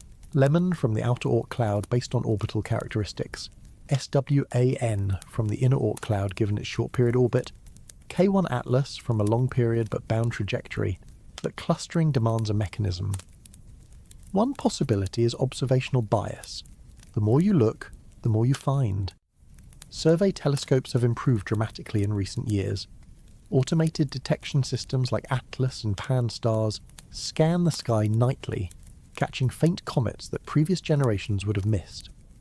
SOHO's SWAN instrument monitors the Sun continuously, detecting comets invisible to ground-based observers. We're better at finding comets now than we were a decade ago. So maybe 3 green comets in October 2025 isn't unusual. Maybe it's normal, and we're only noticing because our detection capabilities have improved. Previous Octobers might have had similar activity that went unobserved, but that doesn't explain the brightness correlation. Detection bias catches faint objects we would have missed before. It doesn't make objects brighter than they should naturally be. Lemon's rapid brightening from magnitude 21 to magnitude 5 is independent of detection capability. SWAN's magnitude 6 brightness at discovery, despite being obscured by solar glare, reflects real luminosity. These objects are intrinsically bright, intrinsically active, intrinsically green. Detection bias doesn't create that. Another possibility is solar cycle influence. The Sun goes through 11-year cycles of magnetic activity. Solar maximum, when sunspot numbers and solar flares peak, occurs roughly 2025. Increased solar wind and radiation during active phases might trigger unusual cometary behaviour, enhanced outgassing or surface changes that produce brighter COMET and stronger emissions. But solar cycle effects should impact all comets equally. We should see brightening across the board, not selective enhancement of green comets specifically. And solar maximum doesn't explain why 3 objects with completely different orbits and origin points all happen to reach optimal viewing geometry during the same month. The Sun's activity doesn't coordinate orbital mechanics, unless it does. Unless something else is using solar activity as cover, timing operations to coincide with natural solar maximum, when increased background radiation and particle flux would mask artificial signals. unless the three green sisters aren't sisters at all but cousins to something much larger hiding behind the sun. This is where the speculation becomes uncomfortable, where mainstream astronomy stops and fringe hypothesis begins. But let's follow the logic. If 3i Atlas is artificial, if it's a mothership deploying probes, those probes need to arrive undetected. Atmosphere entry produces visible phenomena, fireballs that people notice and report. Too many entries too quickly and the pattern becomes obvious. You need camouflage. You need natural events that explain the observations without requiring artificial intervention. 3 bright green comets provide that camouflage perfectly. Lemon, SWAN, and K180LAS are real, natural, documented. Their activity is explainable through standard cometary physics. Any green meteors seen in October can be attributed to debris from these comets, fragments shed during close approach, dust trails that Earth passes through, creating localized meteor showers. The genius of this strategy, if strategy it is, lies in the ambiguity. Every green fireball becomes debatable. Is it lemon debris or a probe, swan dust or artificial entry, natural variation or coordinated deployment? You can't prove it either way without capturing the object, analysing its composition, demonstrating technological origin, and meteors burn up. They don't leave recoverable fragments conveniently available for laboratory study, so the mothership deploys, the probes arrive, the entries blend into the background of legitimate cometary activity. By the time anyone realises the frequency is wrong, the distribution pattern doesn't match natural debris, the mission is complete. Observations are done, data is transmitted. The probes that survive entry go dormant or self-destruct, leaving no evidence except eyewitness reports of green fireballs that everyone assumes were meteors. This hypothesis requires several assumptions: that 3i Atlas is artificial, that it can deploy probes, that those probes are designed for atmospheric entry, that the timing of 3 natural green comets overlapping is not coincidence but opportunity exploited by mission planners. It also requires that somewhere, either in a distant star system or aboard the mothership itself, there exists intelligence capable of interstellar travel, reconnaissance mission design, and operational execution sophisticated enough to use natural phenomena as cover. That's a big ask. That's asking us to believe in alien technology operating in our solar system right now. But ask yourself this: if you were planning an interstellar reconnaissance mission to a system with 3 terrestrial planets in the habitable zone, if you wanted to deploy atmospheric probes without alerting the native civilization, how would you do it? Would you arrive during a quiet period when any anomaly would stand out? Or would you time your arrival to coincide with natural cometary activity that provides plausible deniability? The 3 green sisters might be exactly what they appear to be. 3 unrelated comets, products of the Oort cloud's vast reservoir, happening to return to the inner system during the same month by pure chance. Astronomy is full of coincidences. Alignments occur. Clusters happen.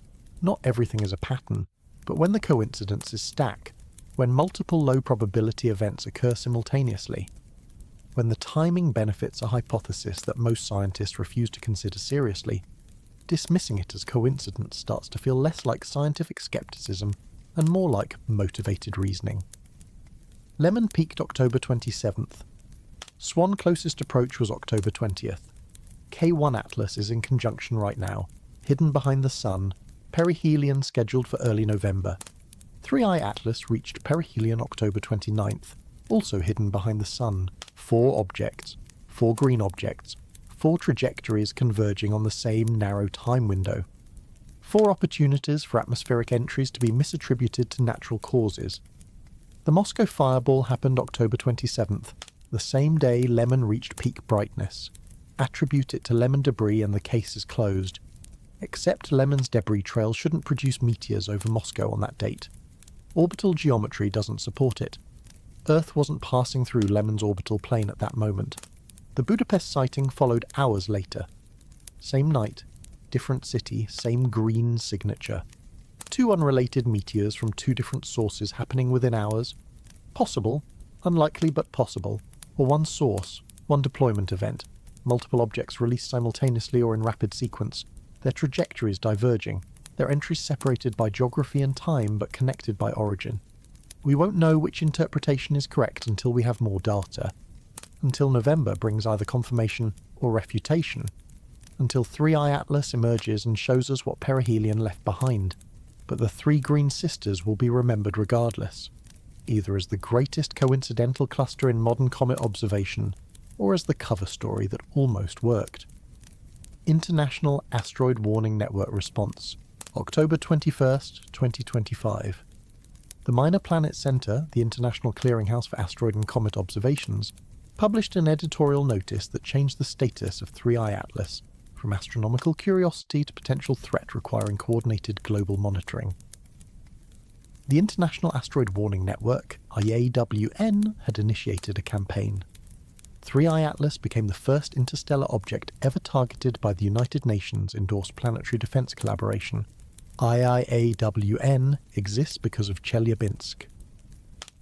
February 15th, 2013, a 17-meter asteroid entered Earth's atmosphere over Russia, travelling at 19 kilometers per second.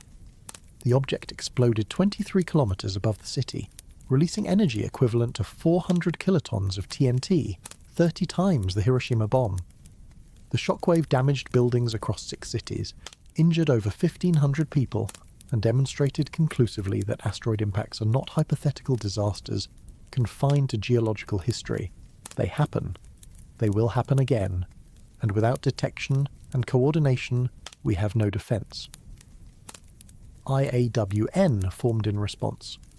National space agencies, observatories, research institutions, all coordinating to track near-Earth objects, to model trajectories, to provide warnings when something dangerous approaches.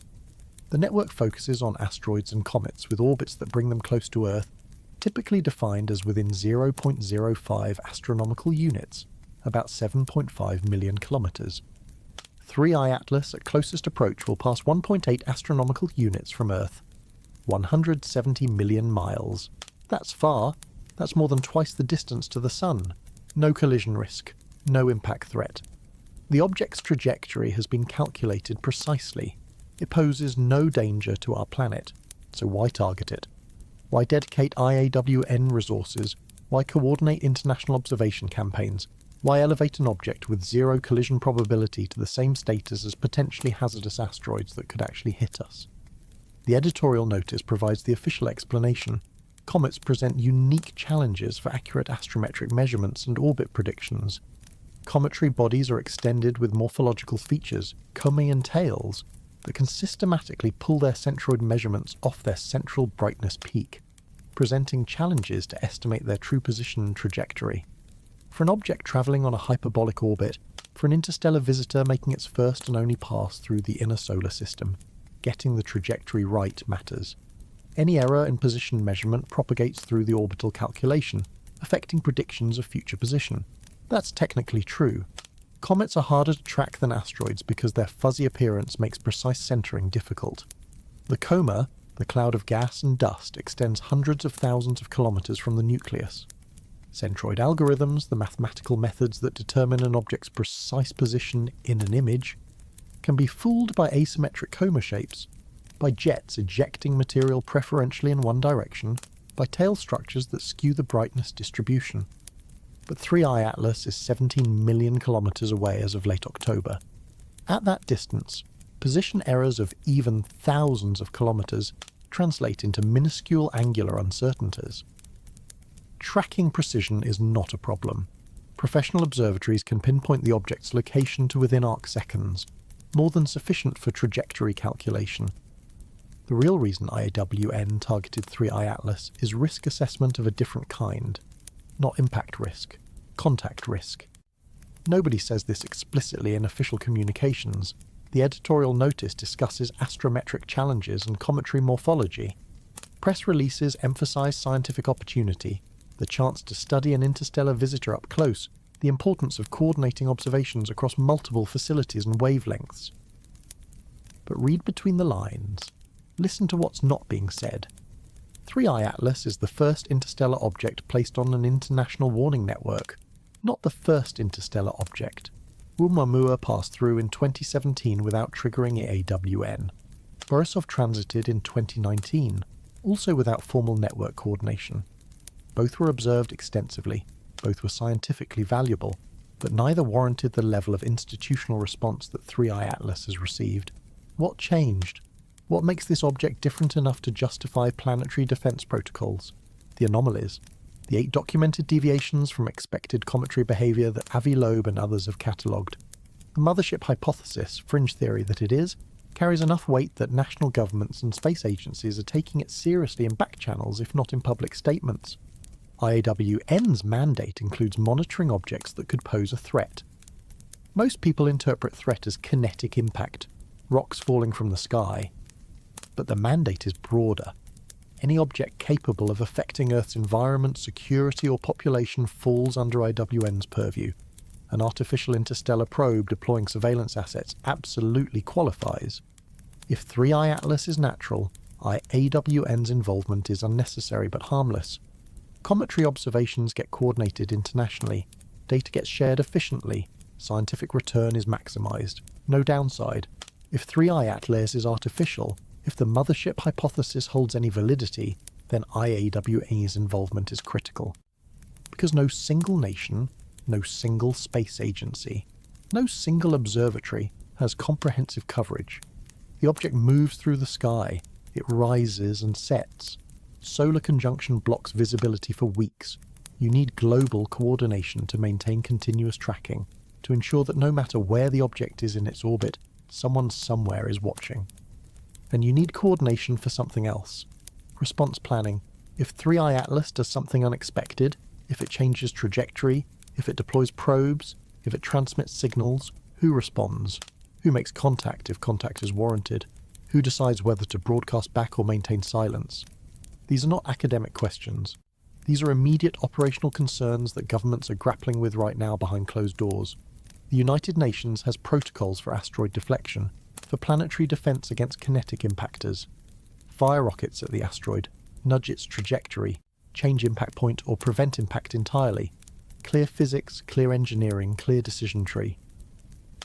There are no protocols for first contact, no established procedures for responding to the discovery of functioning alien devices near Earth. Avi Loeb stated this explicitly in recent interviews. As far as he knows, no protocols exist. We're making this up as we go, reacting to events rather than following established playbooks, because nobody seriously expected to need such protocols during our lifetimes.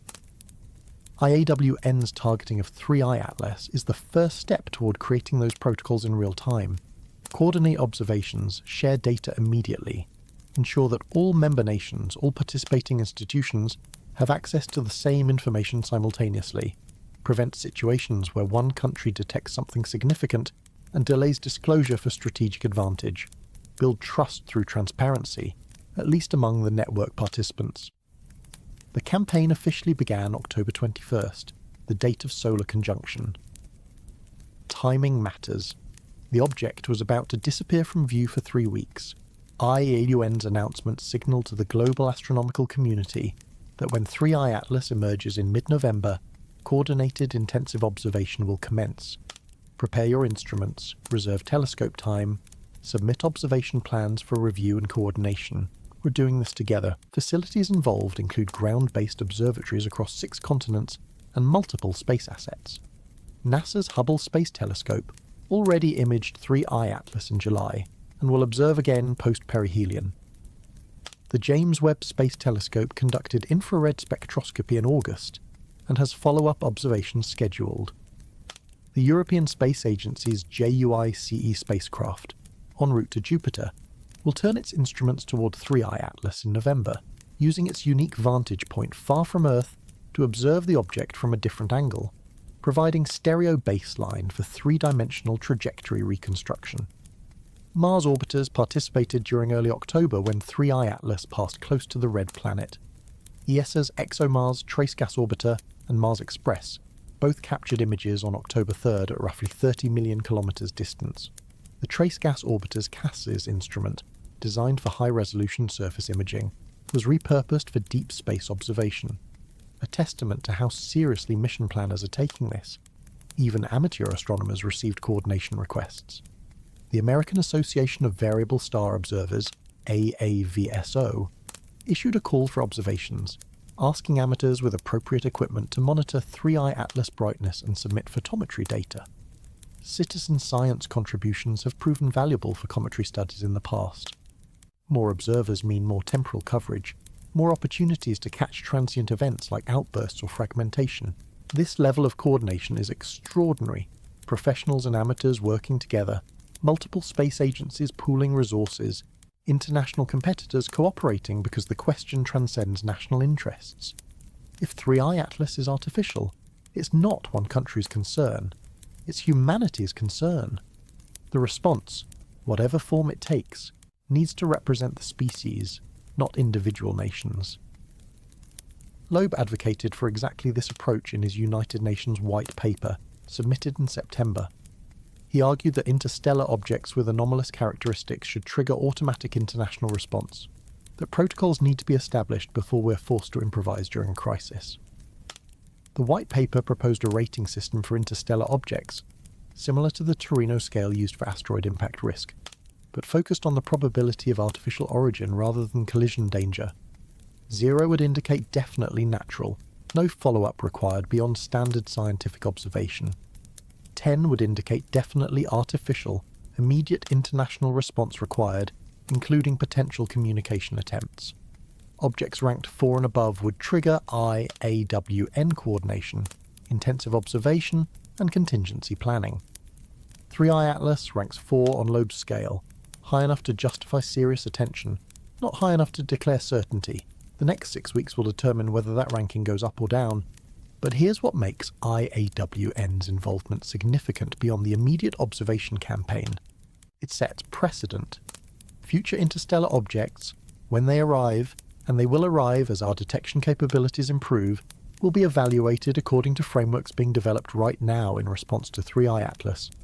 The procedures being improvised, the coordination being established, the response plans being drafted, all of this becomes template for how humanity handles the next one and the one after that. If 3i Atlas turns out to be natural, we'll have practiced coordination for nothing, gained experience in international cooperation, and established protocols that can be refined for future use.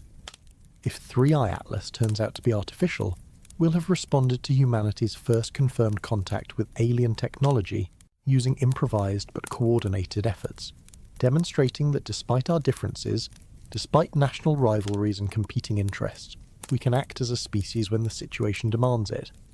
The alternative, fragmented response, nations acting independently, competing for advantage, withholding data, would be catastrophic for multiple reasons. It would prevent comprehensive understanding of the object and its behaviour. It would create confusion, contradictory public statements, erosion of trust, and most critically it would signal to whoever or whatever sent 3i Atlas that humanity is divided, competitive, potentially hostile. First impressions matter. If an alien probe is observing us, assessing our civilization, deciding whether we're worth further contact or best left alone, our response to its presence will inform that assessment. Coordinated, transparent, scientifically rigorous observation demonstrates maturity. Fragmented, secretive, paranoid response demonstrates exactly the opposite. IAWN exists to protect Earth from asteroid impacts. But in October 2025, it's protecting something else. Our chance to respond correctly, coherently, collectively to a situation that billions of humans have imagined but none have experienced. The network is ensuring that when 3i Atlas emerges from behind the sun, when data starts flowing, when questions get answered or new questions emerge, humanity speaks with one voice asking, "What are you and why are you here?" That voice will be shaped by what telescopes see over the next few weeks, by trajectory data and spectroscopic analysis and thermal profiles and all the technical measurements that transform speculation into knowledge. IAWN coordinates those measurements, ensures quality, prevents gaps in coverage, maintains the continuous observation necessary to catch transient events that might occur only briefly during the object's passage. If mini-probes are deployed, if atmospheric entries increase in frequency, if green meteors become undeniable pattern rather than ambiguous coincidence, IAWN will be the entity coordinating the data analysis, determining whether what we're seeing is natural or artificial, and if artificial, what that means and what humanity does next. The International Asteroid Warning Network was not designed for first contact, but in October 2025, that's what it's preparing for, just in case. Just in case Avi Loeb is right, Michio Kaku's test confirms artificial origin, and the green meteors are not meteors at all. In case we are not alone, in case we never were, in case the visitors have arrived, and someone needs to decide what happens next. The colour shift mystery. Colour in astronomy is not subjective. It's data. Precise, measurable, interpretable data, encoded in wavelengths of light that reveal composition, temperature, motion, physical state. When an object changes colour, when its spectral signature transforms over weeks or months, that transformation tells you something fundamental about what's happening on or near its surface. 3i Atlas changed colour. July observations characterised it as reddish. D-type surface consistent with organic rich materials. October observations showed bright emerald green dominating the visible spectrum. That's not a minor shift, that's a complete transformation of the object's dominant emission profile. The official explanation attributes this to cometary activation. As 3i Atlas approached the Sun, solar radiation intensified. That radiation sublimated surface ices, created a coma, produced diatomic carbon molecules that fluoresce green. Standard cometary physics, nothing unusual, except comets don't change their nucleus colour. The solid core, the dirty snowball at the centre of the coma, remains compositionally stable over timescales of single orbits. The coma changes colour as different volatiles sublimate at different temperatures. Water dominates far from the Sun, carbon dioxide closer in, more complex organics at closest approach. But the nucleus itself, the actual rock and ice making up the comet's body, shouldn't shift from red to green. Images from the Hubble Space Telescope in July showed a teardrop-shaped cocoon of dust surrounding 3i Atlas. The dust reflected sunlight, and the reflected light was reddish. That colour comes from the dust composition. Organic molecules, tholins, complex carbon chains produced by radiation processing of simpler compounds. These materials are inherently red.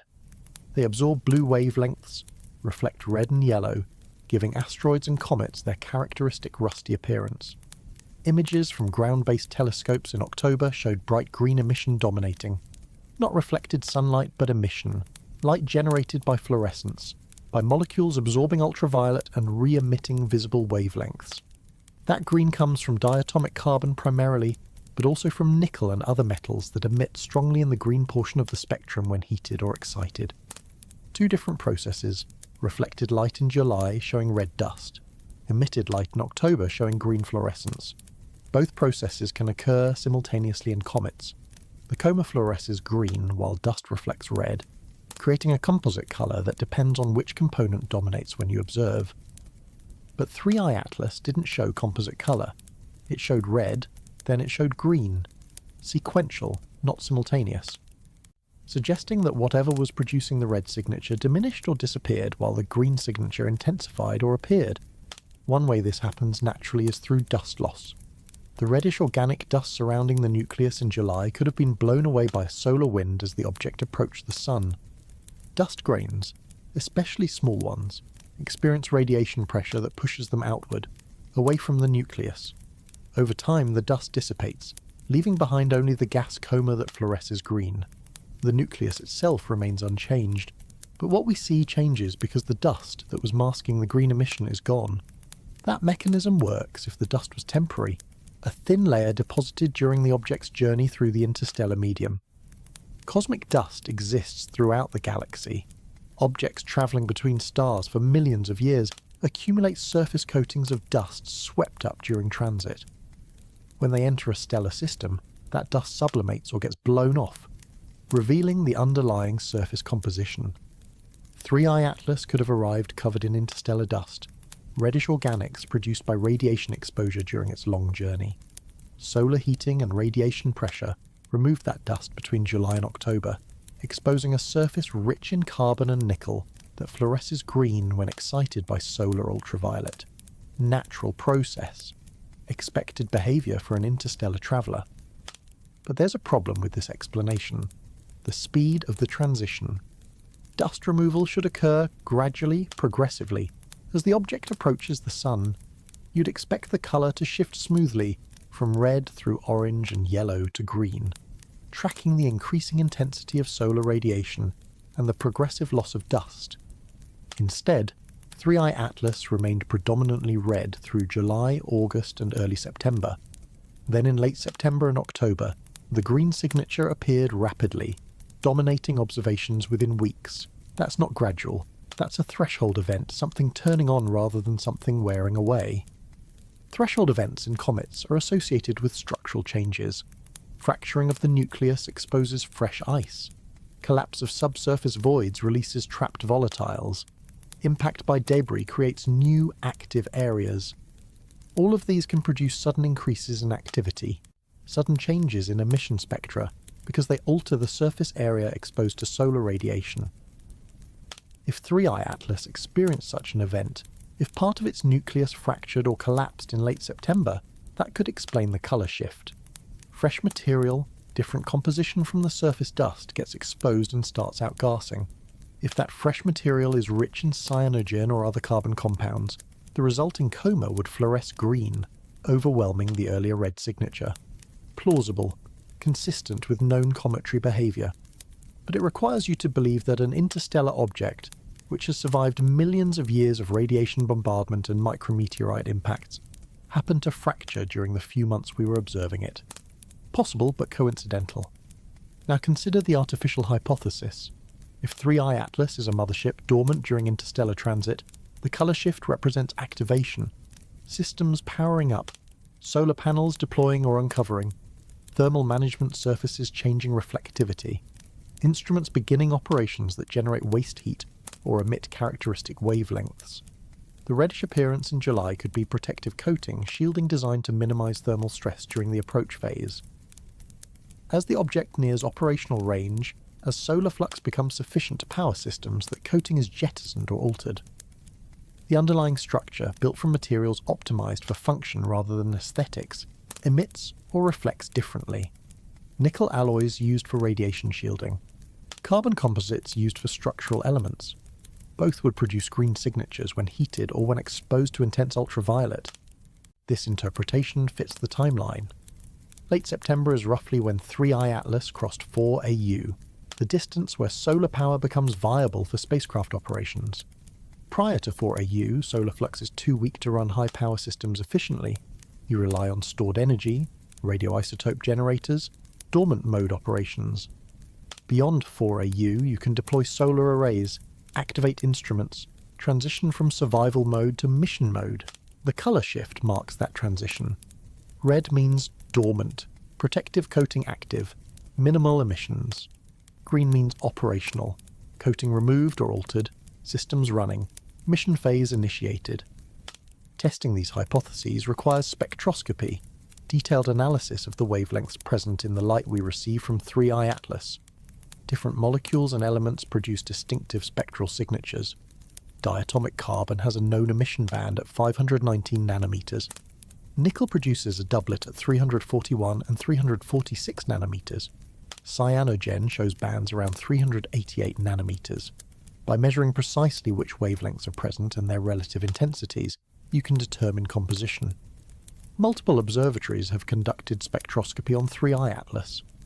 Gemini South in Chile used its high-resolution spectrograph to analyse the coma in August. They detected strong carbon dioxide emissions, moderate cyanogen, weaker absent water. Unusual for a comet, but not impossible. Carbon dioxide-dominated comets exist, typically originating from cold regions of protoplanetary disks, where water ice doesn't form efficiently. The nickel signature was unexpected. Nickel is a trace element in comets. It's present, locked in mineral grains, but it doesn't normally produce strong emission lines unless the comet is very hot or very dusty. 3i Atlas showed nickel emissions stronger than models predicted for its temperature and brightness. That's anomalous. One explanation is that the nucleus is unusually nickel-rich. Natural variation in composition could produce a comet with higher nickel abundance than typical. Maybe 3i Atlas formed in a region of its origin protoplanetary disk where nickel compounds condensed preferentially. Maybe it's a fragment of a differentiated body, a destroyed protoplanet's core where nickel and iron, concentrated gravitationally before the object was disrupted. But remember the other anomaly: nickel without iron. The two elements co-occur in nature. They form together. Nickel-iron alloys are ubiquitous in meteorites, in asteroid cores, in any body that underwent heating sufficient to separate metals from silicates. Pure nickel or nickel-rich compounds without corresponding iron are rare. They require specialized formation conditions or processing that separates the elements. Smelting produces pure metals. Refining separates elements according to chemical properties. Industrial processes on Earth generate nickel without iron routinely because we want specific alloys with specific properties. Nature rarely does this, so 3I Atlas either formed under extremely unusual natural conditions that concentrated nickel while excluding iron, or it's made from processed materials, refined metals selected for engineering applications where pure nickel's properties, corrosion resistance, thermal stability, electromagnetic behavior, are desirable. The James Webb Space Telescope's infrared observations in August added another piece to the puzzle. JWST measured thermal emission, the heat radiated by 3I Atlas, as infrared light. That emission depends on temperature and emissivity, the efficiency with which a surface radiates absorbed heat. Cometary nuclei typically have low emissivity, around 0.9, meaning they radiate 90% of absorbed energy as infrared. The remaining 10% is retained, conducts into the interior, or goes into sublimating ice. JWST measured 3I Atlas emissivity at different wavelengths, looking for variations that would reveal compositional heterogeneity or thermal inertia.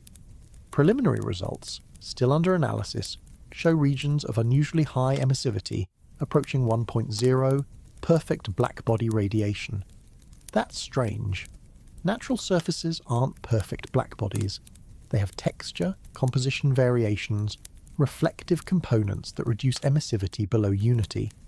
Artificial surfaces, designed for thermal management, can achieve high emissivity by using specialized coatings that maximize radiative heat loss.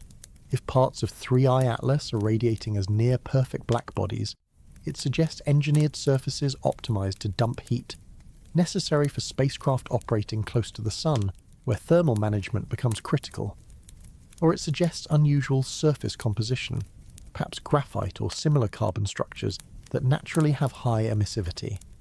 Distinguishing between these explanations requires more data, more observations post-perihelion, when 3I Atlas emerges from solar conjunction and becomes accessible to telescopes again. The colour will tell us whether the green dominance persists, whether new spectral features appear, whether the object remains active or returns to dormancy. If the green fades, if 3I Atlas dims and reddens after perihelion, that supports the natural activation model. The object heated up, outgassed intensely at closest solar approach, and now cooling down reverts to dormant state, dust and ice coating reforming as volatiles refreeze. If the green persists, if the object maintains brightness and emission characteristics independent of increasing solar distance, that's harder to explain naturally. Comets don't stay active when they recede from the Sun, they power down. Activity tracks solar flux closely. Persistent activity suggests internal energy sources, power generation independent of sunlight, systems running on stored energy or radioactive decay. That would be confirmation.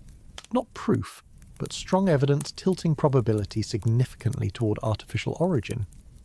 Combined with trajectory data showing unexpected delta V, combined with green meteor patterns suggesting deployed probes, combined with all the other anomalies accumulating since July, persistent post-perihelion activity would push Loeb's scale ranking from 4 to 7 or 8, entering territory where natural explanations require increasingly contrived assumptions. The colour shift is not the most dramatic anomaly. It's not the sunward jet or the non-gravitational acceleration or the ecliptic alignment, but it's one of the most documentable. Images from July show red. Images from October show green. That transition happened.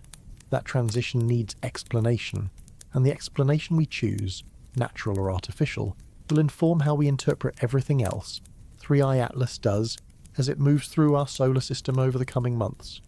Colour is data, colour is evidence, and sometimes colour is the clue that reveals whether you're looking at a comet or looking at something far more significant masquerading as one. November revelation. The calendar flips. November 1st arrives with autumn deepening across the northern hemisphere, leaves falling, temperatures dropping, skies clearing for the long dark nights that astronomers favour. 3I Atlas remains hidden behind the Sun, 2 days past perihelion, travelling outbound on its hyperbolic path toward the outer system and eventually back to interstellar space. 10 days. That's how long remains until the object emerges from solar conjunction into observable sky. November 11th, give or take depending on observing location and solar elongation tolerance. Professional observatories can detect objects within 15 degrees of the Sun if atmospheric conditions allow. Amateur observers need 20 degrees or more, preferring 30 for comfortable viewing without solar glare contaminating images. By mid-November, 3I Atlas will clear those thresholds, telescopes will lock on, cameras will track, spectrographs will analyse, and humanity will see what perihelion left behind. The suspense is not subtle. Avi Loeb has been publishing blog posts almost daily, updating calculations, refining predictions, preparing the astronomical community for what to look for. Michio Kaku gave interviews throughout the last week of October, reiterating that tracking begins October 30th to detect any energy gain during perihelion. That tracking has begun, though results won't be definitive until the object is fully visible. What are they looking for specifically? 4 primary signatures that would distinguish natural comet from artificial craft. First, trajectory deviation. Pre-perihelion orbital elements are known precisely. Hundreds of observations from July through October 21st defined 3I Atlas path to within meters at the distances involved. Post-perihelion, the object should follow the gravitationally predicted trajectory, bent by the Sun's influence, nudged slightly by outgassing if it's a comet, but fundamentally on the same path it was before. If that path changes, if the post-perihelion orbital elements show deviation that outgassing cannot explain, that's evidence of propulsion. The magnitude of deviation matters. Small changes, a few meters per second delta V, could still be cometary. Jets can push comets around, especially small ones. But 3I Atlas is massive. Estimated 5 kilometers diameter means billions of tons of mass. Moving that much mass requires substantial thrust. A delta V of tens or hundreds of meters per second, detectable as altered perihelion distance or changed orbital plane, would strongly suggest active propulsion. Loeb calculated the energy requirements for an Earth maneuver that would place mini-probes into Earth intercept orbits. Roughly 25 kilometers per second velocity change applied to probe mass, not to the mothership itself. The mothership wouldn't change trajectory significantly if it's just launching probes. It continues on its original path, but detectors might catch the thrust signature, the heat bloom from engines firing, the spectroscopic signature of propellant exhaust. That's optimistic. Detecting rocket plumes from 1.36 astronomical units, 200 million kilometers, requires either very large plumes or very sensitive instruments pointed in exactly the right direction at the right time. JWST could do it if it was observing. Most ground-based telescopes couldn't. What's more likely is indirect detection. If the mothership launched probes, it lost mass. Not much, perhaps a few tons out of billions, but measurable if you track brightness carefully. Comets lose mass through outgassing. That's normal and expected. But if 3I Atlas lost mass suddenly, a discrete event rather than continuous sublimation, and if that mass loss occurred during the perihelion window, when it was unobservable, the post-emergence brightness would be slightly lower than models predict. Tiny effect, hard to isolate from other variables, but combined with other evidence, it adds to the probability calculation. Second signature, brightness evolution. Comets brighten as they approach the Sun, following power law relationships between brightness, distance, and activity. After perihelion, they fade, tracking back down the brightness curve as they recede and outgassing decreases. The curve is predictable. Deviations indicate something unexpected happening, either structural changes like fragmentation or activity changes like sudden outbursts. 3I Atlas should peak in brightness around perihelion, maybe a few days after as the coma fully develops and dust production maximizes. Then, over November and December, it should fade steadily, roughly 1 magnitude per month as distance increases and solar heating drops. If it doesn't fade, if brightness remains constant or increases despite growing distance from the Sun, that's anomalous. Comets don't generate their own light. They reflect sunlight and fluoresce under solar ultraviolet. Remove the Sun's influence by increasing distance and brightness must decrease. Period. No exceptions in natural comet physics. An artificial object could maintain brightness. Internal power sources, running on stored energy or nuclear generators, could power lights, instruments, communication lasers that appear as brightness to external observers. Not indefinitely, power storage has limits, but for weeks or months after perihelion while reserves last.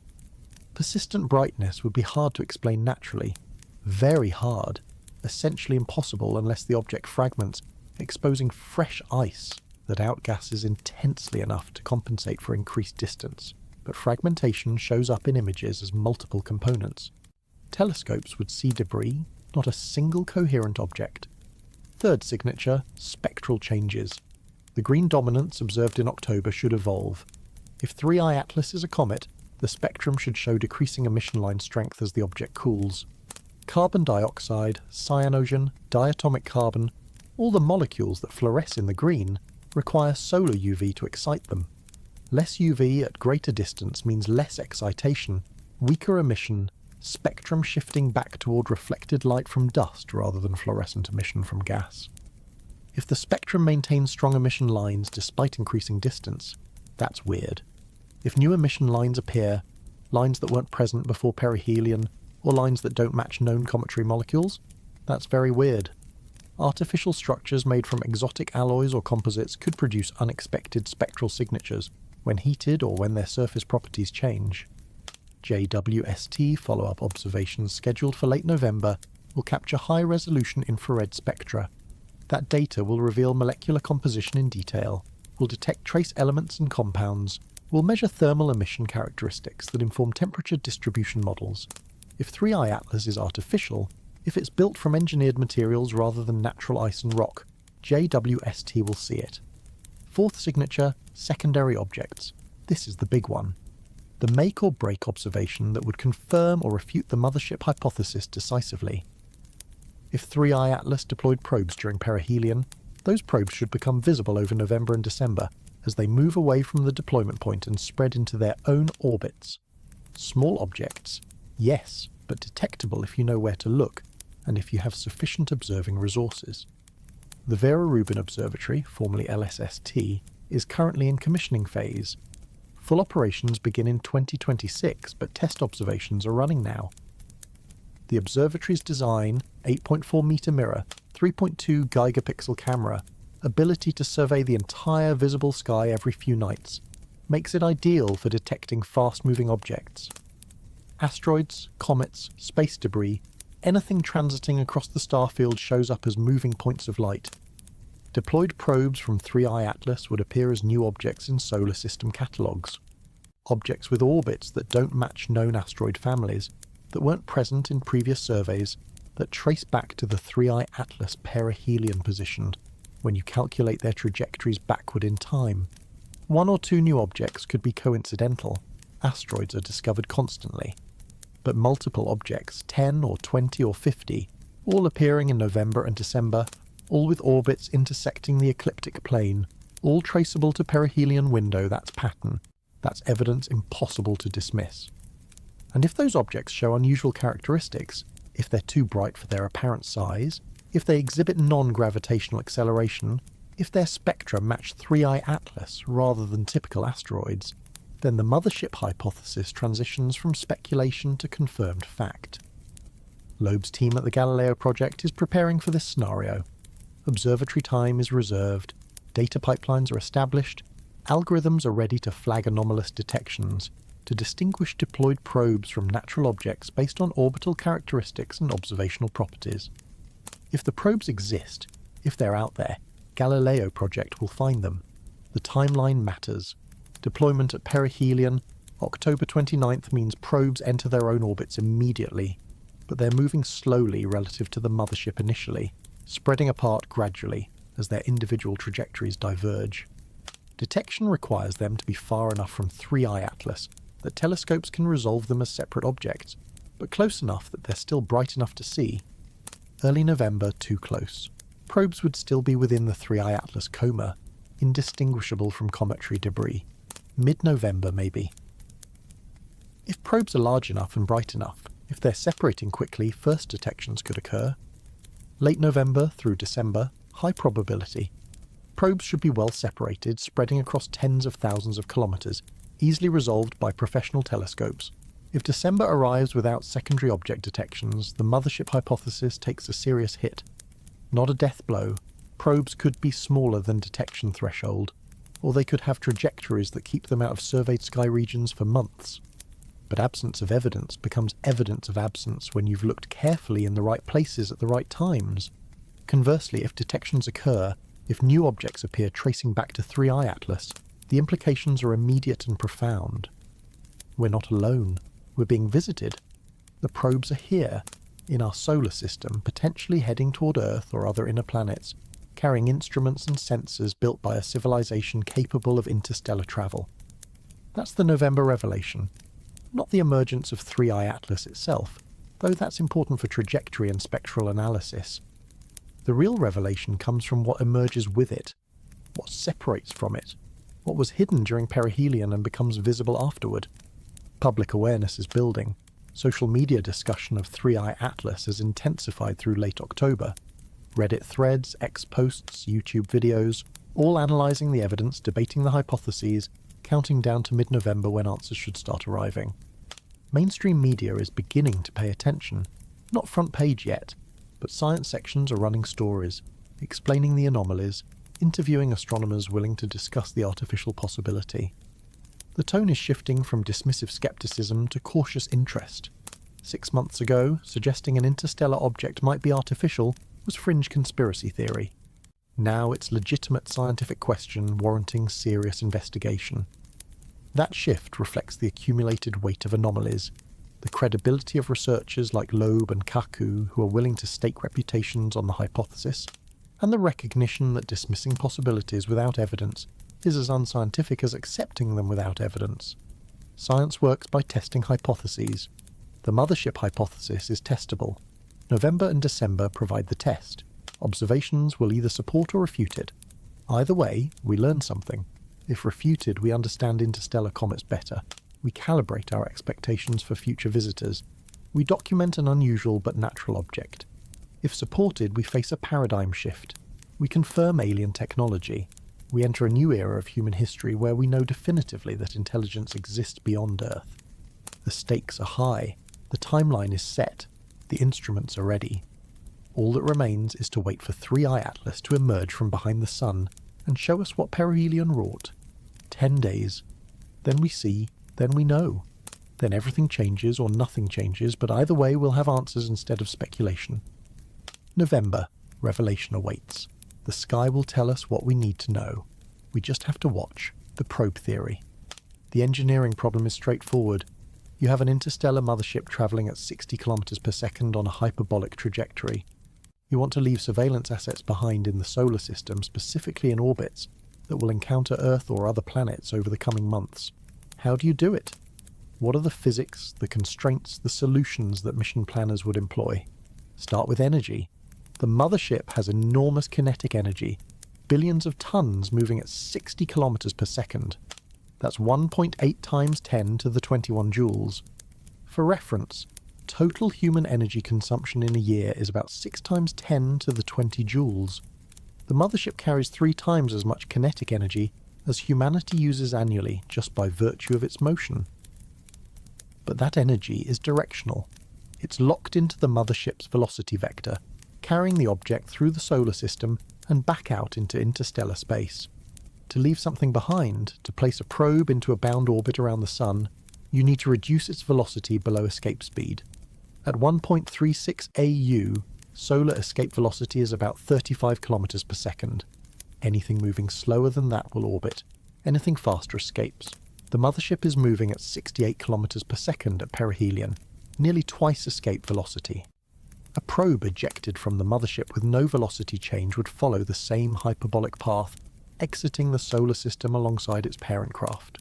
Useless for a surveillance mission, you need to slow the probe down. Delta V of 33 kilometers per second converts hyperbolic to barely elliptical. That puts the probe into a highly elongated orbit, perihelion at 1.36 astronomical units, aphelion far out in the outer solar system or beyond. Orbital period would be centuries, not ideal for planetary encounters. To get a tighter orbit, to place the probe where it can encounter inner planets on timescales of months, you need more delta V. Loeb calculated roughly 25 kilometers per second gets you into an orbit that crosses Earth's path. That orbit won't match Earth perfectly, you'd need 50 plus kilometers per second for that. But it brings you close enough for the probe to observe, to collect data, potentially to enter the atmosphere. 25 kilometers per second, that's the number. How do you achieve it? Chemical rockets are the obvious answer for human spacecraft, but they're inefficient for this application.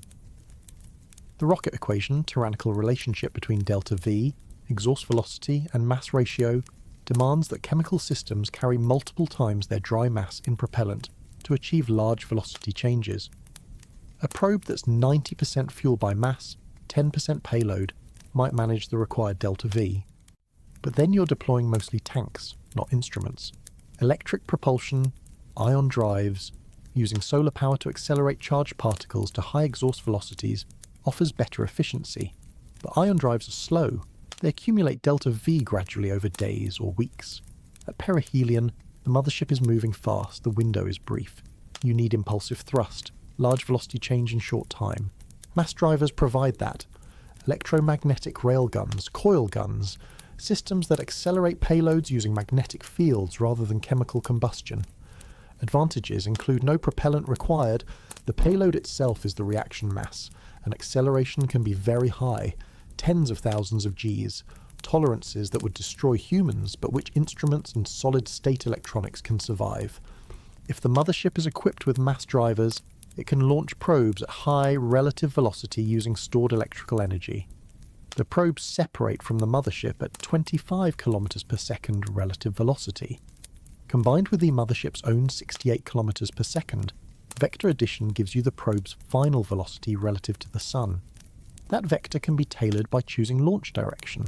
Launch backward along the mothership's trajectory, and you subtract velocities slowing the probe. Launch at an angle, and you change the orbital plane, targeting different planets or regions of the solar system. The energy cost is manageable. Launching a 100 kilogram probe at 25 kilometers per second requires 3.1 times 10 to the 10 joules. That's 31 gigajoules. If the mothership is harvesting 33 gigawatts of solar power at perihelion, it can launch 100 kilogram probes every second while remaining net energy positive. Launch 50 probes over 50 seconds, less than 1 minute, and you've deployed a comprehensive surveillance network with minimal expenditure of the available power budget. 50 probes sounds like a lot, but think about mission requirements. You want atmospheric sampling of Earth, Venus, Mars. That's 3 atmospheric probes minimum, more if you want redundancy. You want surface observation, high-resolution imaging as the probes swing past their target planets. More probes positioned in different orbits provide multiple viewing angles, stereoscopic coverage, better temporal resolution. You might want probes in different orbital inclinations to sample different latitudes. You might want probes with different perihelion distances to observe the inner versus outer boundaries of the habitable zone. You might want communication relays positioned to maintain contact between probes and mothership as distances grow. 50 probes is reasonable, perhaps conservative. An advanced civilization investing in interstellar reconnaissance would not stint on sensor coverage. Now consider what those probes look like physically. Mass budget of 100 kilograms includes structure, instruments, power, communication, thermal management, and potentially aeroshell for atmospheric entry. Structure is minimal. In space, you don't need strength against gravity, only rigidity to support instruments and resistance to thermal stress. Aluminum or titanium framework, a few kilograms, provides mounting points and structural integrity. Instruments are small. Modern Earth spacecraft pack incredible capability into miniaturized packages. CubeSats, 10-centimeter cubes weighing 1 kilogram, carry cameras, spectrometers, radiation detectors, magnetometers. Scale up to 100 kilograms, and you can include comprehensive sensor suites. High-resolution cameras, multispectral imaging, radar, LiDAR, chemical analyzers, particle detectors, everything needed to characterize a planet's atmosphere, surface, and magnetic environment. Power comes from solar panels or radioisotope thermoelectric generators. Solar is lighter, but only works well in the inner system and requires deployable panels. RTGs are heavier, but provide constant power regardless of distance from the Sun. For probes intended to survive for years, possibly decades, RTGs make sense. The Voyager spacecraft launched in the 70s are still operating on RTG power 48 years later. Communication requires antennas and transmitters.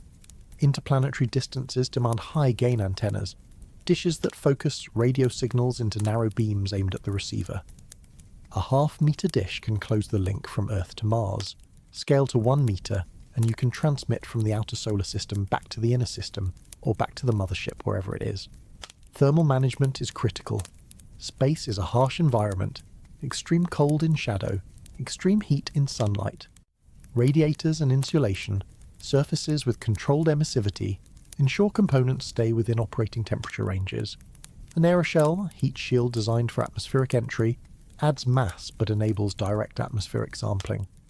If the probe is intended to enter Earth's atmosphere, to collect air samples or deploy sensors at altitude, it needs protection from the heat of re-entry. Ablative shields, materials that vaporize and carry heat away, are standard technology. Mars landers use them. Interstellar probes would use the same principles, potentially with better materials. Total package, 100 kilograms, 30 centimeters to 1 meter in size depending on configuration. Small enough to avoid easy detection. Large enough to be functional. When entering an atmosphere at 20 to 30 kilometers per second, the probe compresses air in front of it, creating a shock wave that heats the air to thousands of degrees. The air glows, plasma forms. The probe's heat shield ablates, vaporizing material that carries heat away from the internal instruments. If the heat shield is nickel-based, if it uses nickel alloys for their thermal properties and structural strength at high temperature, the ablation products include nickel atoms. Those atoms emit light when excited by the heat and by the plasma shock. Nickel emission lines cluster in the green part of the spectrum. The result is a green fireball, visually similar to natural meteors containing nickel, but distinguishable by trajectory, by entry angle, by spectroscopic details if instruments capture them. Moscow saw a green fireball, so did Budapest. If those were probes, if they entered atmosphere deliberately rather than by accident, their trajectories should be shallow, entering at angles that maximize atmospheric travel time, allowing instruments to collect data throughout descent. Natural meteors enter steeply, plunging through the atmosphere quickly, minimizing time between detection and impact or burn-up. Distinguishing deliberate entry from natural meteor requires trajectory analysis, tracking the object's path through the atmosphere, measuring deceleration, determining entry angle. Dashcam footage, security cameras, the sources of most meteor observations, rarely provide sufficient angular resolution to calculate precise trajectories, but multiple observations from different locations, triangulated, can reconstruct the path. If more green fireballs appear over November and December, if observers coordinate to capture multiple angle views, if trajectory analysis shows shallow entries inconsistent with natural meteors, that's evidence supporting the probe hypothesis. But probes don't have to enter immediately. They could remain in orbit for months, observing from space, using cameras and spectrometers to study Earth from a distance before committing to atmospheric entry. Orbital observation provides long-term data, tracks seasonal changes, monitors weather patterns, analyzes city lights, and electromagnetic emissions, all the signatures of technological civilization. Detection of orbital probes requires finding small objects in space, distinguishing them from asteroids and space debris. Sky surveys constantly catalogue moving objects. Anything new, anything appearing after a certain date in a database that was previously empty, is a discovery. If objects start appearing in November and December with orbits traced back to 3I Atlas perihelion, they're either fragments from the comet or deployed assets. Natural cometary fragments follow predictable paths. They orbit near the parent comet's trajectory, spreading slowly over time. Deployed probes follow engineered paths, orbits calculated to encounter specific targets at specific times. Distinguishing these requires precise orbital determination, measuring position and velocity to deduce the full orbit, comparing that orbit to what natural fragmentation would produce. If the orbits are wrong, if fragments appear in places where cometary debris shouldn't be, if their trajectories show delta V inconsistent with passive ejection from a rotating nucleus, then they're not fragments, they're probes. The timeline supports this. Perihelion, October 29th. Probes deploy, receiving velocity kicks that place them into independent orbits. Over the next days and weeks, those orbits carry the probes away from 3i Atlas, separating them by distances that grow from kilometres to thousands of kilometres to tens of thousands of kilometres. By mid-November, separation is sufficient for telescopes to resolve individual probes as distinct objects rather than diffuse debris cloud. First detections occur. Automated surveys flag new objects. Astrometrists calculate preliminary orbits. Within days, orbital solutions converge. The objects are not in 3i Atlas orbit. They're in different orbits, multiple orbits, a constellation of objects spreading through the inner solar system. Analysis begins. Brightness indicates size. Light curves, brightness variation over time, reveal rotation state or lack thereof. Spectra show composition. If these objects are nickel-rich, carbon-rich, matching 3i Atlas spectral signature, that's correlation. If they exhibit non-gravitational acceleration, small trajectory changes that can't be explained by solar radiation pressure or thermal effects, that's evidence of control. If communication signals are detected, radio transmissions between probes and mothership or between probes and Earth, that's confirmation. Unambiguous, undeniable confirmation that the objects are artificial, that they're operating, that someone sent them. SETI, Search for Extraterrestrial Intelligence, has protocols for detected signals. Verify the detection using multiple instruments. Confirm it's not human interference or natural phenomena. Analyze the signal structure looking for information content. Determine direction and distance to the source. Report to international authorities before making public announcements. Those protocols were designed for radio signals from distant stars, transmissions travelling light years, requiring decades or centuries to exchange messages. They weren't designed for local signals, probes in Earth orbit, potential two-way communication on timescales of seconds or minutes. If probes are transmitting, if they're broadcasting data back to 3i Atlas, or attempting to contact Earth directly, detection is straightforward. Radio telescopes like Arecibo before its collapse, or the Allen Telescope Array, or any of dozens of facilities worldwide can detect artificial signals across the solar system easily. Natural radio sources, pulsars, magnetars, planets with strong magnetic fields produce characteristic emissions. Artificial signals look different. Narrow bandwidth, stable frequency, modulation patterns, information encoding, all signatures of intelligence. The question is not whether we could detect such signals. The question is whether anyone is listening. SETI targets distant stars primarily. Solar system monitoring is sparse. Most radio telescopes are scheduled for cosmological research, not planetary defense or local surveillance.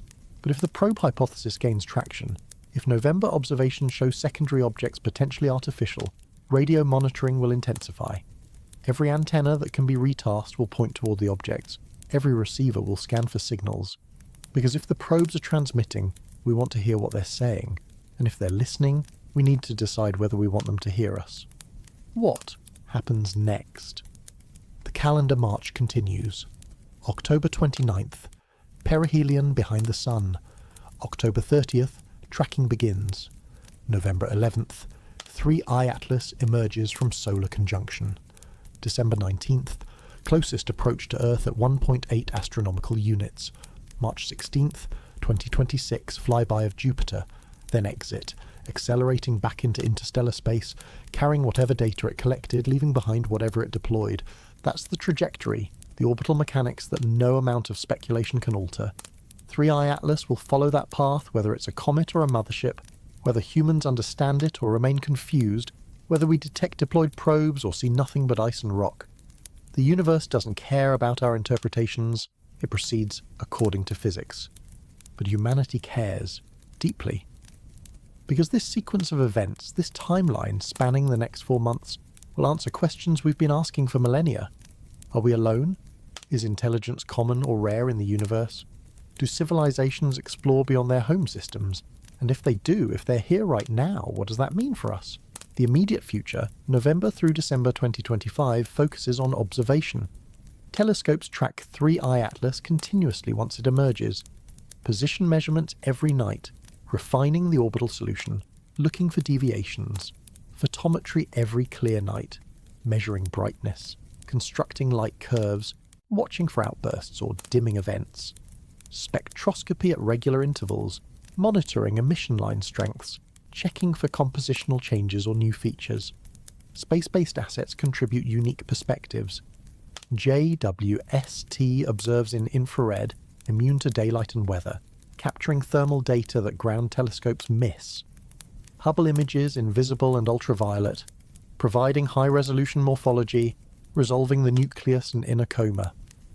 JUICE, passing through the inner system on its way to Jupiter, turns instruments toward 3i Atlas in late November, adding another vantage point, another data stream. Mars orbiters, having already observed during the October 3rd close approach, might get another look if their geometry allows. Venus orbiters, fewer in number but strategically positioned, could catch the object as it swings through the inner system. Amateur astronomers contribute as well. Thousands of telescopes worldwide, coordinated through networks like AAVSO, provide temporal coverage that professionals cannot match alone. If 3i Atlas does something interesting for 10 minutes during a gap in professional observing schedules, amateurs will catch it. That data, properly calibrated and verified, integrates into the analysis, filling gaps, catching transients, documenting behavior that single observatory monitoring would miss. This distributed approach, professionals and amateurs, space and ground, optical and infrared and radio, creates a surveillance net comprehensive enough to characterize 3i Atlas behavior definitively. Natural or artificial, the observations will constrain possibilities, narrow hypotheses, provide data sufficient for conclusions. But observations alone don't answer the question that everyone actually cares about. Are there probes? Did the mothership deploy surveillance assets? Are small artificial objects spreading through the inner solar system right now, heading toward Earth and other planets? That question gets answered by sky surveys, automated systems that scan large areas of sky repeatedly, detecting anything that moves, anything that changes. The Vera Rubin Observatory leads this effort once fully operational.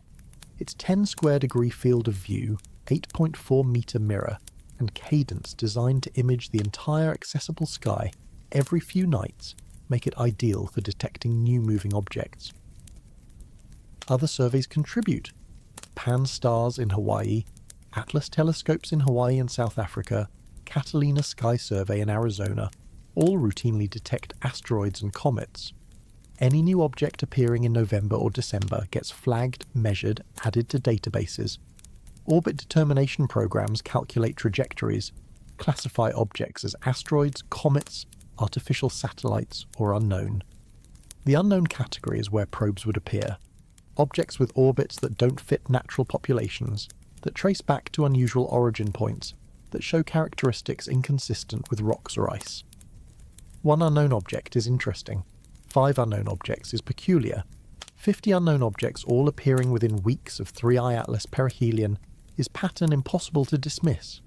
If that pattern emerges, if survey data accumulates evidence of multiple small objects in anomalous orbits, the response escalates. Classification shifts from astronomical curiosity to potential security concern. Space agencies get involved at higher organizational levels. Militaries pay attention because objects in Earth-crossing orbits, even small ones, represent potential threats or potential intelligence assets depending on origin. International coordination intensifies. IAWN, already monitoring 3i Atlas, expands its mandate to track secondary objects. Data sharing becomes mandatory among member states. No nation withholds observations. No agency keeps discoveries secret. Transparency is policy because fragmented response would be catastrophic, both scientifically and diplomatically. NASA's Planetary Defense Coordination Office, established in 2016 to track asteroids and coordinate impact mitigation, extends its scope. Deployed probes aren't impact threats in the kinetic sense, they're too small to cause significant damage if they hit Earth. but they represent a different kind of threat: observational intrusion, intelligence gathering by an unknown party, potential precursor to more direct contact. The Office Coordinates Tracking establishes communication protocols, prepares public information campaigns, because if probes are confirmed, the public needs to know. Withholding that information would be impossible logistically and disastrous politically. Too many astronomers, too many amateur observers, too many people with access to telescopes and databases. Someone would leak. Better to control the narrative, to announce officially with context and reassurance, than to let panic spread unchecked through social media. What would that announcement say? The careful language of scientific caution balanced against the magnitude of the discovery. Something like, recent observations of interstellar object 3I Atlas have detected secondary objects in orbits that may indicate artificial origin. We're investigating. International cooperation is robust. There is no immediate threat. More information will follow as analysis continues.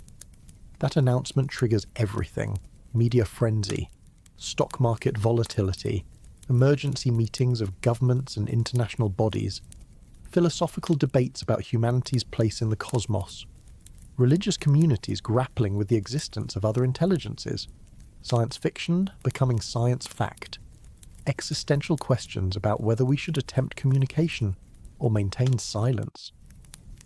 The Galileo project, prepared for this scenario, advocates for communication. If the probes are here, if they're collecting data, hiding is pointless. They already know we're here. They've observed our cities, our satellites, our electromagnetic emissions. Pretending otherwise serves no purpose. Better to acknowledge their presence, attempt contact, demonstrate that we're aware and willing to interact on civilized terms. SETI protocols provide guidance for composition of messages, mathematics as universal language, prime numbers, physical constants, atomic structures, information that any technological civilization would recognize, images of Earth, humans, our solar system, contextual information about who we are and where we are, invitations for dialogue, questions about origin and purpose, offers of cooperation, or at minimum peaceful coexistence. But who sends such messages? Who speaks for Earth? United Nations, individual nations, scientific organizations, private citizens broadcasting on their own initiative. The logistics are complicated by the fact that we've never done this before. There is no established process, no chain of command, no consensus on whether messaging is wise or reckless. Some argue messaging is dangerous. Dark forest theory suggests the universe is hostile, that revealing your presence invites predation or preemptive strikes.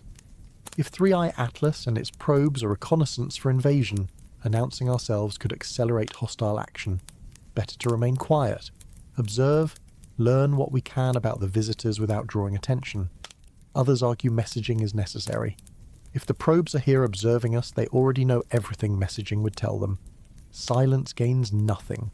But dialogue, even one-sided initially, demonstrates peaceful intent, opens channels for information exchange, potentially initiates relationships that benefit both parties.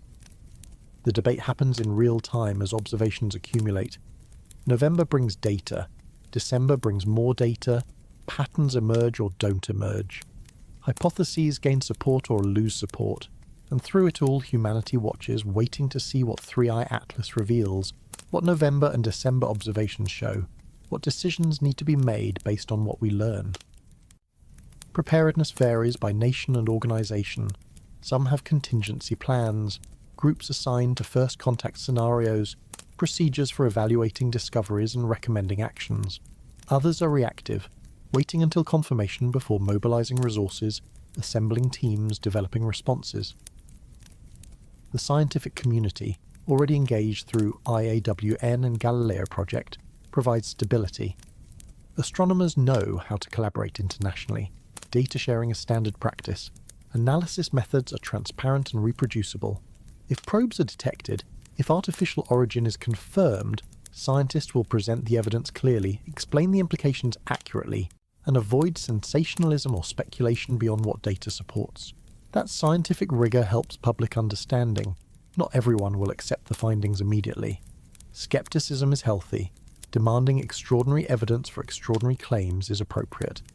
But when multiple independent teams using different instruments and methods all reach the same conclusion, when the evidence becomes overwhelming, acceptance follows.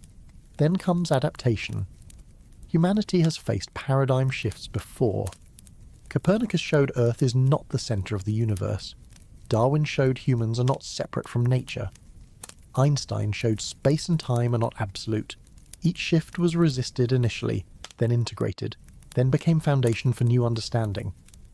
The confirmation that we're not alone, that intelligent life exists beyond Earth, that interstellar travel is possible and happening, would be the largest paradigm shift in history. It would change everything. How we see ourselves, how we approach space exploration, how we allocate resources between earthbound concerns and space-focused endeavours, how we think about the future and humanity's role in it.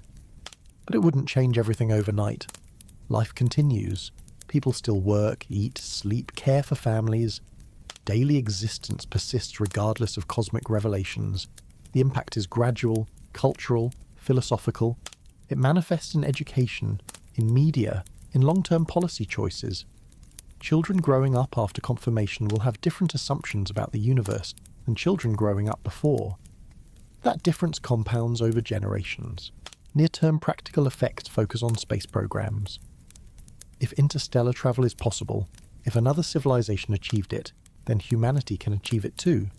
Funding increases, research accelerates, technology development prioritizes propulsion systems, life support, long-duration missions. The goal shifts from exploring our solar system to reaching other stars, meeting our neighbours, participating in whatever interstellar community exists. But that's decades away minimum. The immediate future, the next 4 months, focuses on observation and confirmation. 3i Atlas emerges November 11th. We watch. We measure. We analyse. By late December, we know whether the trajectory changed, whether the brightness evolved as expected, whether secondary objects appeared. If everything looks natural, if 3i Atlas behaves like a comet, if no probes appear, then Loeb's scale ranking drops to 2 or 3. Unlikely, but not impossible artificial origin. The hypothesis remains open for future interstellar visitors, but this particular object gets classified as natural, unusual but explainable.